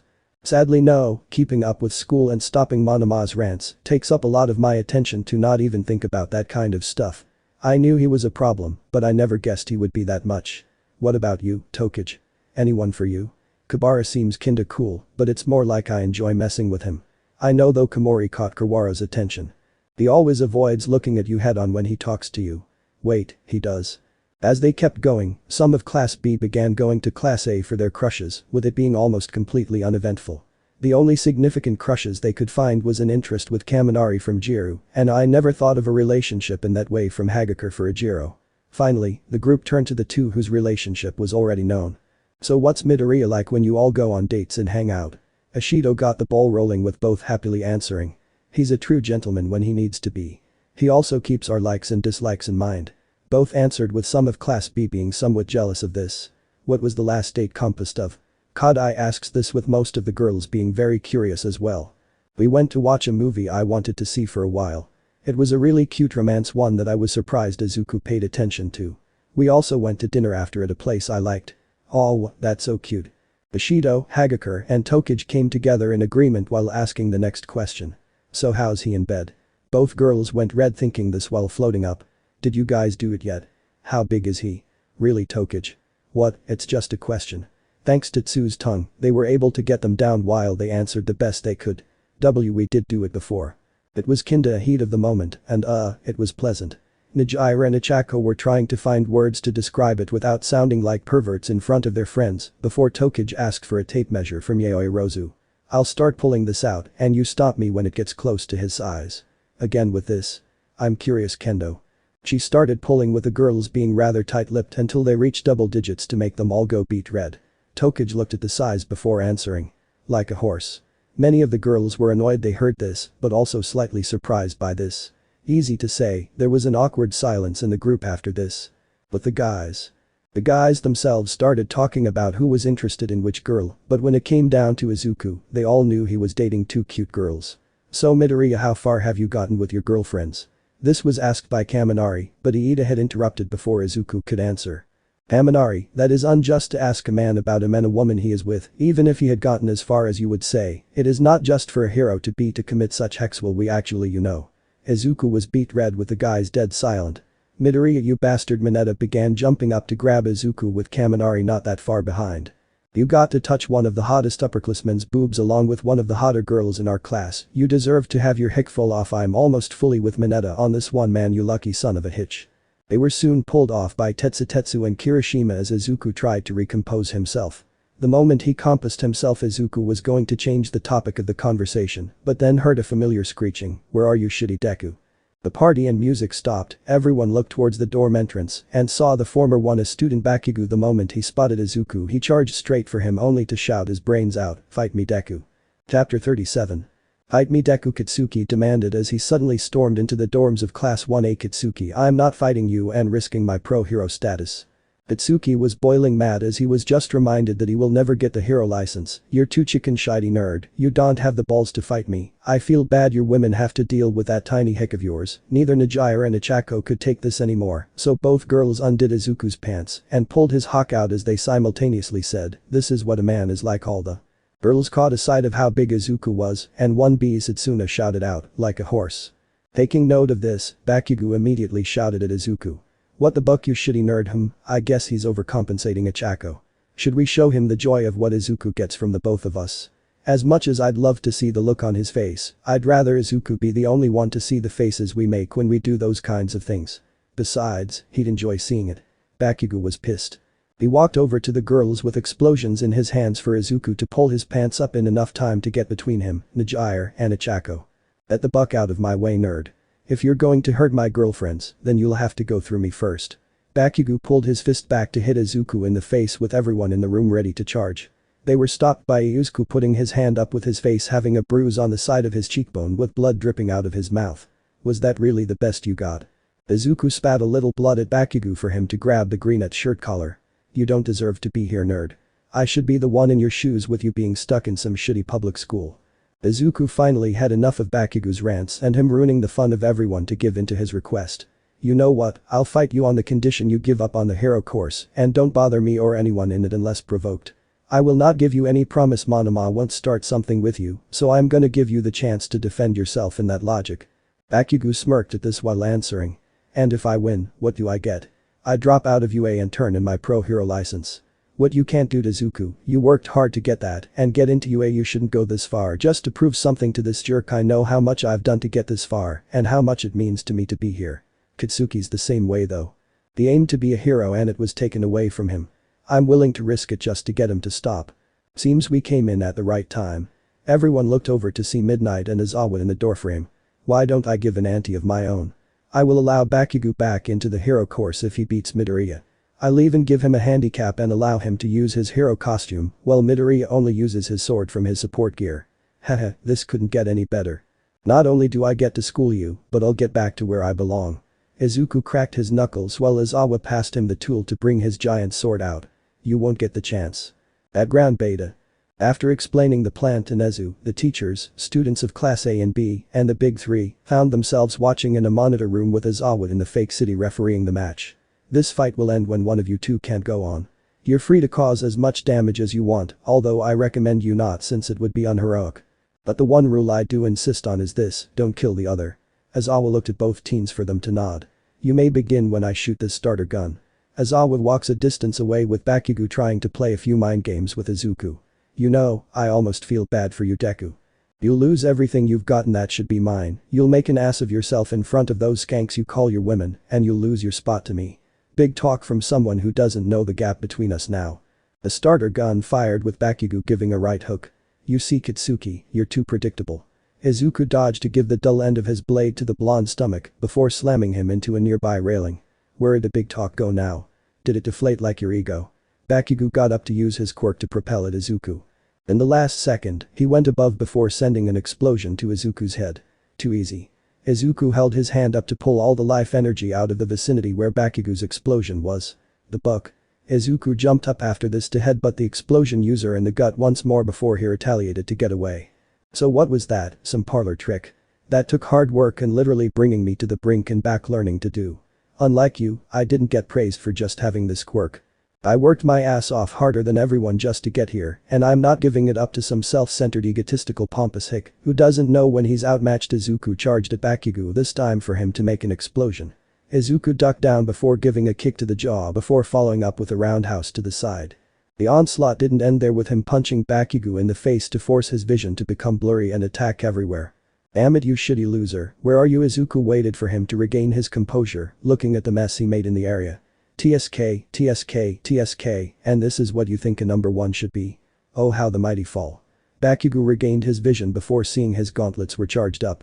Time for me to end this. He raised his gauntlet up showing a pin. You think you're better than me? Let's see how you handle this. He pulled the pin for a massive explosion to come at Izuku. To think I had issues with this. Izuku slashes down with his sword to cut the ball of fire in two, with both going between him making an explosion beside him. Bakugo was left speechless, seeing a move he thought could beat even Izuku be cut in two. I'm done playing this game, so I'm gonna show you what my experiences have taught me. Graya. Bakugo had lost all self-restraint to go at Izuku with everything he had. He began blasting explosion after explosion while showing a psychotic grin on his face, laughing. Where's that smart mouth of yours now, nerd? Where is it now? The onslaught kept happening until Bakugo felt immense exhaustion. He wasn't touched by Izuku directly to look down to see the pavement below him was turned to dust. Like it, it's an ultimate move for those on the ground. I call it Gates of Hades. When I activate it, anything that touches the ground will immediately have its life force sucked out of it. Non-living things become dust, while the living just has enough in it to barely function. The only being in it that's immune is myself. Get it? You're nothing now but a bully that can't grow up to me. As Bakugo blacked out, Izuku turned away to walk off knowing he was done. Goodbye, Bakugo. The fact Izuku no longer used his nickname, much less his first, somehow irritated the blonde, with him using his last bit of energy to say one final sentence. Damn it, Deku. As the match ended, Izuku placed the life energy back into the ground and fixed what he could to make it easier for the construction bots before leaving the city. He headed straight to the observation room, being jumped by Nijira and Ichako in the process. The two immediately gave him a kiss on the lips to make him go ruby red. You did amazing, Izuku. You really showed your bully who the man really was. Thanks. He started to hear laughing before seeing his classmates behind him. They all one by one congratulated him, with the members of Class B even doing so. Alright, Bakugo is sent to his dorm with him waking up in a few hours. Take the time now to head home to get some shut-eye for tomorrow. Dismissed. Aizawa left with Class B heading back to the Class A dorms to pick up Monoma, who was still in the closet, before saying their final goodnights to their counterpart classmates. Chapter 38. The next morning, after the humiliating defeat of Katsuki Bakugo, he woke up in his dorm room feeling nothing but absolute pain in his body. Shit, what happened? He began glancing around the room to notice a paper with Midnight's handwriting on it. He read the note to himself with nothing but pure rage and hatred in his mind. In case you forget, you picked a fight with Midoriya last night with intent to return to the hero course. You lost and now must accept your punishment for being in the general studies course with no complaints or taunting of the hero course students again. You break this and you will be suspended with the possibility of expulsion in the mix, depending on what you do. Midnight. DRRR, Deku, you bucking asshole dude, it's 5 in the morning, shut up, go to hell you stupid extra. Meanwhile with Izuku. Izuku started to wake up feeling two sets of hands hugging him. He began looking down to notice both Nijira and Ichako sharing his bed with smiles on their faces. What time is it? Izuku began looking up at the clock before Nijira pulled his head into her chest. Comfy. He glanced up to see the blue-haired girl with a happy grin on her face before feeling Ichako wrap around his torso and put her head on his stomach. Ishaku. She mumbled his name while having a similar face to make Izuku go beet red. I don't know if I should be happy or worried something might happen now. He took note though of their restful smiles to see how content both girls were to smile. This is nice. Kinda wish this could last forever. This thought didn't last long for his alarm to go off, waking all three. Upon the alarm going off, both Nijira and Ichako had abruptly opened their eyes and stared at Izuku. Good morning, girls. Izuku said he hoped they wouldn't kill him. Nijira sent an attack towards his alarm clock, destroying it and giving Izuku an angry look. Izuku. Why did you set the alarm even though it's our last day off before we have to start classes again? Sorry, I wanted to take a small run this morning before the day fully started. Didn't intend to wake you both. Hachako looked at Izuku with a tired look with a bit of drool off her mouth and a bedhead from hell, before doing a silent nod and falling back to sleep. Okay, just don't take too long. Midoriya followed her friend as Izuku got up to put on a pair of shorts and a shirt to run in. As he headed out and began to run, he started thinking of everything that led him here. His fall in Ryukyu training him, the exams in the USJ, the sports festival in Hosu, the camp in Camino, even now with the pro hero license exam. All these things seem like they blew past Izuku and were not a distant memory, but he still remembers the memories of when he was not who he was now very vividly. The memories are etched in him like the scars that came from them, but he won't let them stop himself knowing that they're just memories now. Young Midoriya. Izuku came out of his thoughts when noticing All Might behind him in his scrawny form. Seems I wasn't the only one who wanted a morning run. The two went to a nearby bench with Izuku pulling his phone out to notice he was in a daze for a while, since it was now a half hour since he left the dorms for his run. Before anything, I want to say this to you, young man. Izuku listened silently with no real emotion as the former pro got what he needed off his chest. I shouldn't have said what I did to you on the roof back then. Perhaps if I didn't, things may have been different. You said what you needed to in your honest beliefs. Hypocritical maybe, but you're not fully wrong. Pro heroes face dangers every day that anyone without a quirk would find it near impossible to face. I should have acknowledged this and done more for myself, but I've learned living in the past only hurts you and everyone around. Izuku had gotten back up to begin running back to the dorms. By the way, thank you for warning me prior to the pro exams. The young boy left with All Might feeling a little better knowing he was able to do something for Izuku. However, he still felt guilty knowing he was the breaking point for the boy when he jumped. Living in the past is pointless like he said, but forgetting it isn't any better. Few hours later. As Izuku completed his morning run he was jogging back to the dorms when he arrived. It was 10 o'clock in the morning, and Izawa was outside with two familiar people. Good morning Midoriya, your parents are here to see you. Before he could greet his parents, he was rushed by his mother, who practically almost crushed him with one of her bear hugs. Good morning mom, please let go, I can't breathe. Once released from his mother's grip he began to take in as much oxygen as he could. Not that I'm not happy to see you guys, but why are you here? Well son, since today was my day off I thought I'd take you and your girlfriends out for lunch in order to celebrate you guys getting licenses to do hero work. So tell the girls, then shower up and hurry down. After a few minutes Izuku along with Hachako and Midoriya had gone downstairs so they could head out with the Midoriya family. When they arrived at a diner food was ordered and all of a sudden a crazy man waved a gun in the air and began making demands. Let me know in the comments below if you guys want the next part. Also check out my other video that has been shown and left. Thank you for watching. If you enjoyed this video please like and share this video. And have a fantastic day. Bye.